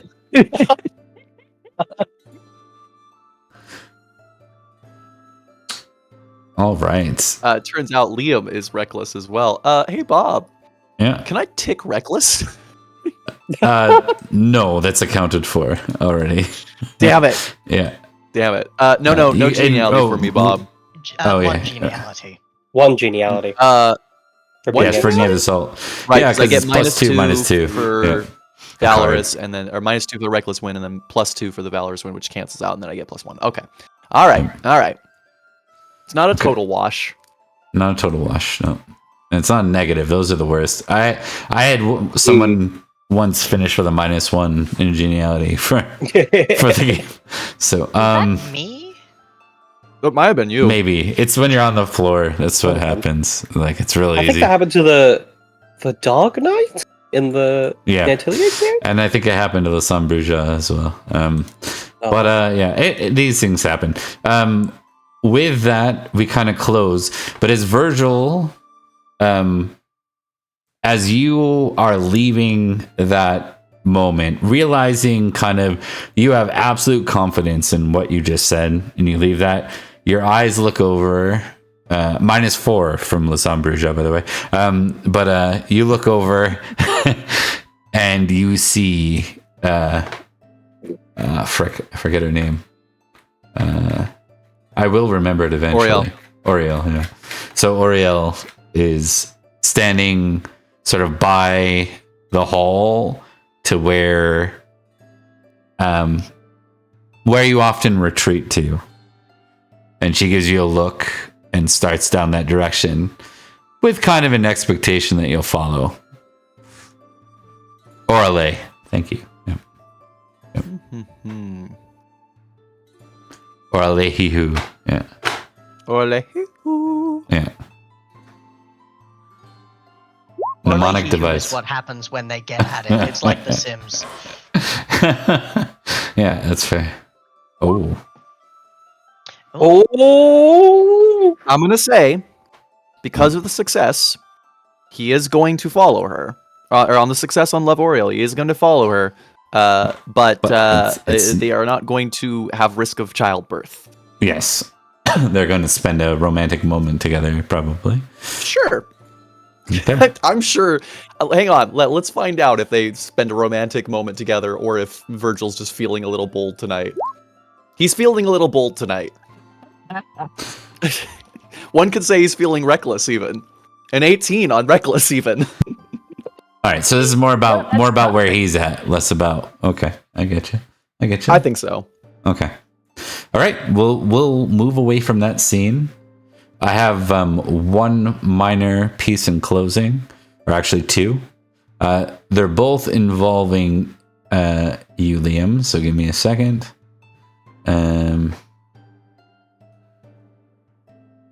So there's two scenes. We're gonna go. You'll have to forgive me, but we're not going to show the tokens for this because it'll be an absolute pain in the ass to do. We'll leave it at Percy. Actually, maybe not. I think it's on Percy already. So maybe we can leave it on Percy and then switch to the other one. I'm giving too much. I'm telling you too much. Spoiling it. Every single one of us ended with 9 geniality, that one. Oh, wow. Oh, Three-way tie. nice. 9 geniality? For me? Yep. Yeah. You got 2 extra at the end of the feast. Yeah. Oh, that's right. Oh, yeah. That's Wow. right. That's right. We'll throw those in now. Okay, so the feast ends with Robert going up to Florence and saying, "Forgive my insult, Sir Florence." And he doesn't wait for you to say anything. He just continues. And then he looks to his mother and says, "I would like to talk to you, Lady Ellen." And it's like very serious. And she kind of looks at him and glances at Florence and nods and says, "Of course, my lord son." And with that, we move back to Percy, wandering through on the forest path. Sure that he's going to hit the main road. I need you to open up Percy's sheet real quick, Liam, and make an awareness test. Concerning. That's a concerning thing you're saying to me. Success. You hear the sound of horses not far. These are horses ahead, and there's no way the Cornish got ahead of you. It could be, I guess, Cornish outriders, but you have a few men with you still. These sound like horses that are perhaps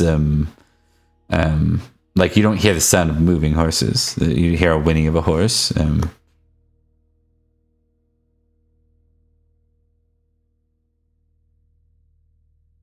Hold up, man. Something's not right, but I'm not sure what. Stay close and stay put. I'm going to ride ahead a little.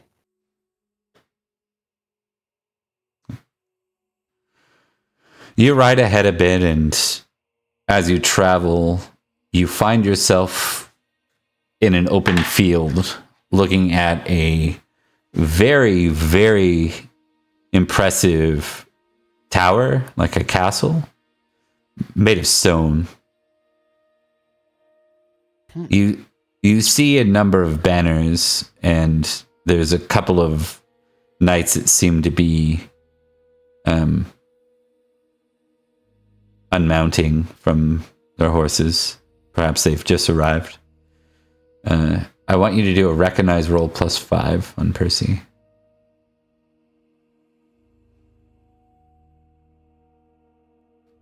Success. Now, correct me if I'm wrong, but if I'm correct, Perin did meet Eronwi, yes? Correct. Yeah, at the wedding, if I'm correct there. Is that where it was?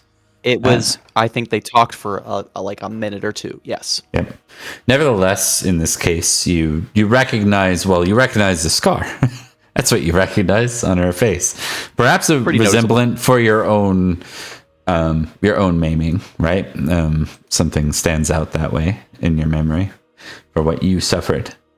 And we're going to close the scene there and pick that up in our little duo scene that we're going to be doing in the future. We're going to move, lastly, the camera pans, and it says Wessex.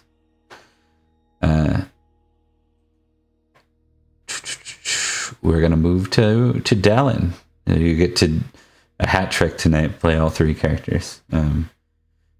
Gilbert. I love that there's a name Gilbert in this. Can I just say how much I love that real quick?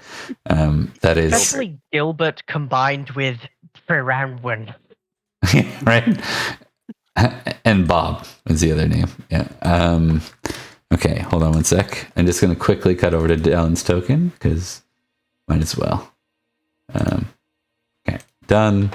And then quickly over here. Forget this.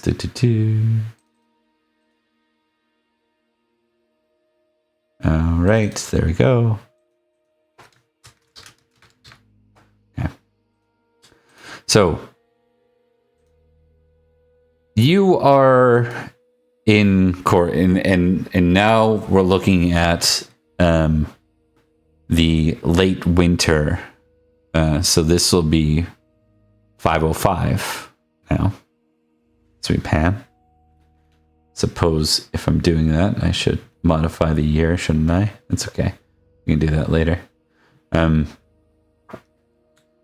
You're in sort of fulfilling your position here as a diplomat. You've spent the winter court here, as you typically do. And you've met Sir Gilbert from Silchester. He's been here the last 2 years, kind of fulfilling a similar role to what you do here, but on behalf of Silchester.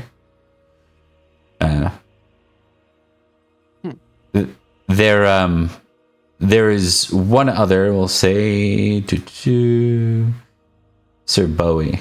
There we go. So we have yet another Bowie. Sir Bowie's from Radican County. And the three of you are called in to speak to King Cerdic, which normally doesn't happen. Just to throw that out there. That sort of thing isn't a common situation.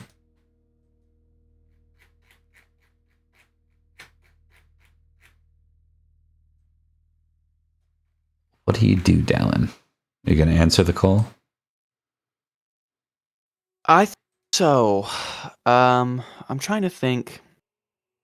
Obviously, it's a dangerous situation Dallin's got themselves in, but I think they're committed to this being where they're most useful. So, if they die, they die. But the war's never going to end if they just keep swinging swords. she's lost everyone she's ever cared about to swinging swords. You know. So yeah, I think she will answer that call. May I say one quick thing, not to Yes. interrupt? The directions given to Aronwi, the recommendation for Dallin was to get out immediately. However, Aronwi had other plans, so it's a crapshoot whether or not she came back to Sir Dallin to make that known. I think we established that Dallin felt obliged to fulfill the role ongoing. Indeed. Is what I remember from I that, think so. even if that command came, Dallin wouldn't leave. What? Just so you know, Sir Guy the Wolfsbane in our chat recommends a table leg when you go in to consult with the Saxon. It's symbolic, but I'm not sure it's the right symbol I want to be displaying here.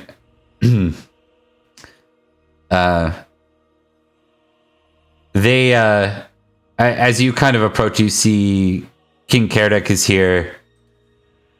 Chief Port is here. His Goesi are here, like his servant horsemen, equivalent of knights, basically. And Prince Kinrick is here as well.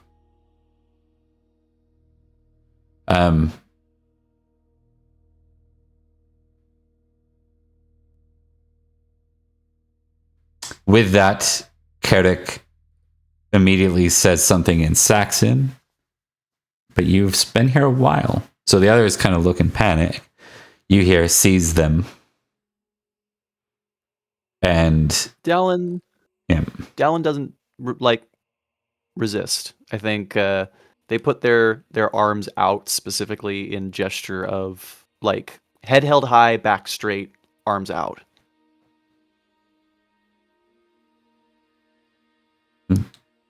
All right. With that, you see that the men are all bound and shackled, and many of them are in panic. These are like diplomatic knights, not necessarily the most valorous of knights. So a lot of them are freaking out. But for Dallin, Cerdic walks up to you and puts a hand on your shoulder. He looks at you in the eyes and he says, "You will be kept over winter and into spring. But once men begin to march, I will set you free to do as you will." I think Dallin is going to say in messy Saxon,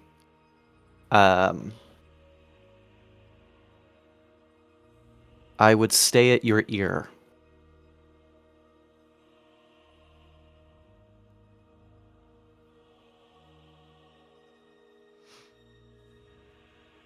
He says to you, probably in messy Kimrick, he says,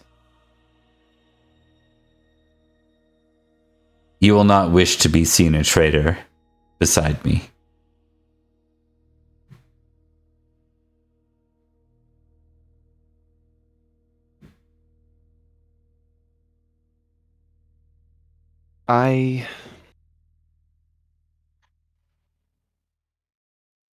I have lived my whole life betraying the letter of my people's law for what I saw as right, King Cerdic.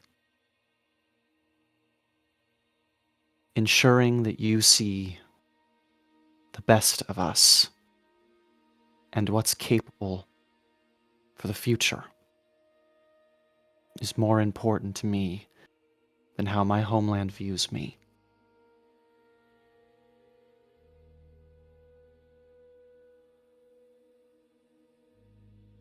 I see it no different than dying on the battlefield, and I'm certain you can respect that. He nods to you, and with that, you're all sent off.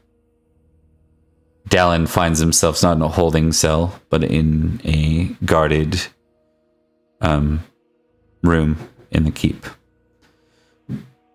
And with that, the beginning of 505, we prepare for war, gentlemen. All right. Hell yeah. I've been preparing since 503. I think you've been preparing since 495, really. I want to get to it. All right, let's go ahead and do some quick outros, and then we can let everyone have a good rest. Good game, by the way, guys. Excellent play. Love this stuff. We'll go. Thanks for running. We'll go to Thomas first. Hello, my name is Thomas, and I have been playing Sir Edrich of Winterbourne Stoke, Marshal of Salisbury, who's had a surprisingly good session. Suspiciously good. We'll wait for the shoe to drop in the next year. But yes, thank you very much. My favorite food has not changed. However, later today, I am going to have some kangaroo steak. Ooh, interesting. I want to try that one time. I've had moose and bear, so it can't be too much more gamey than that. Yeah. Most exotic I've had was elk.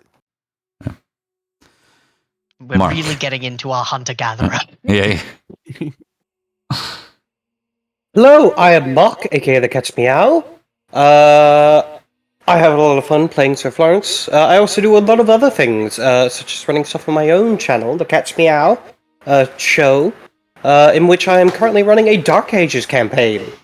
You can also see on my channel, on my YouTube channel, I have just uploaded the Vampire the Masquerade Sabbat special we did last week. If you'd like to go watch it there, you can find so at the Cat's Meow Show at YouTube.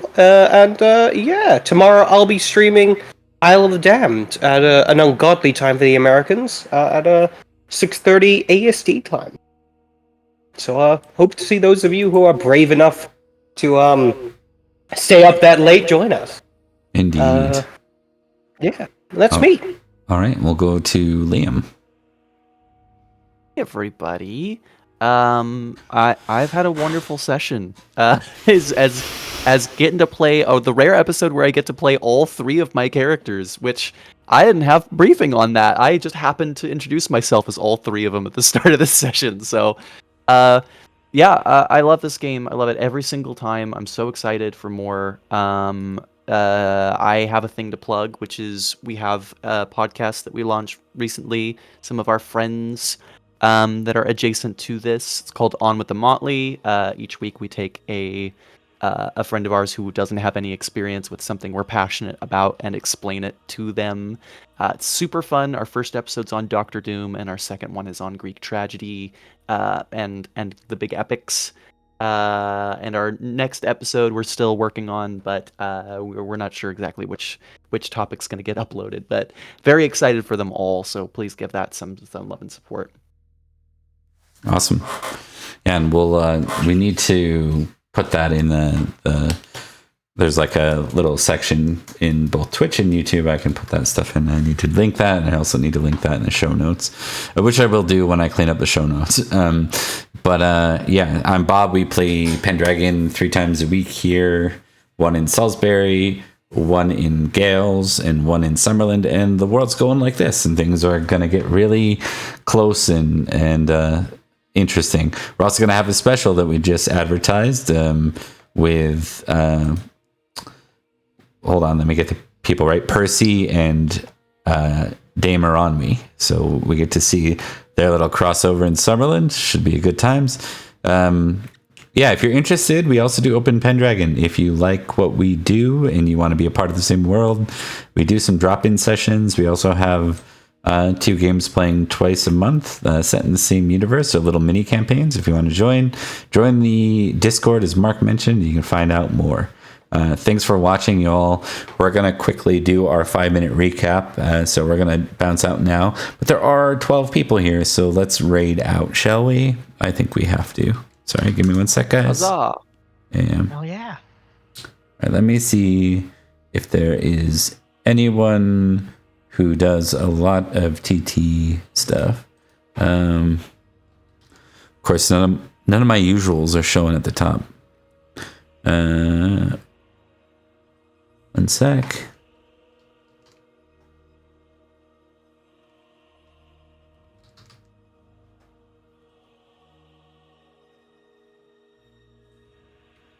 All right. We're going to do Archmage Freya is who we're going to raid. So here we go. Another sorceress. Indeed. Farewell.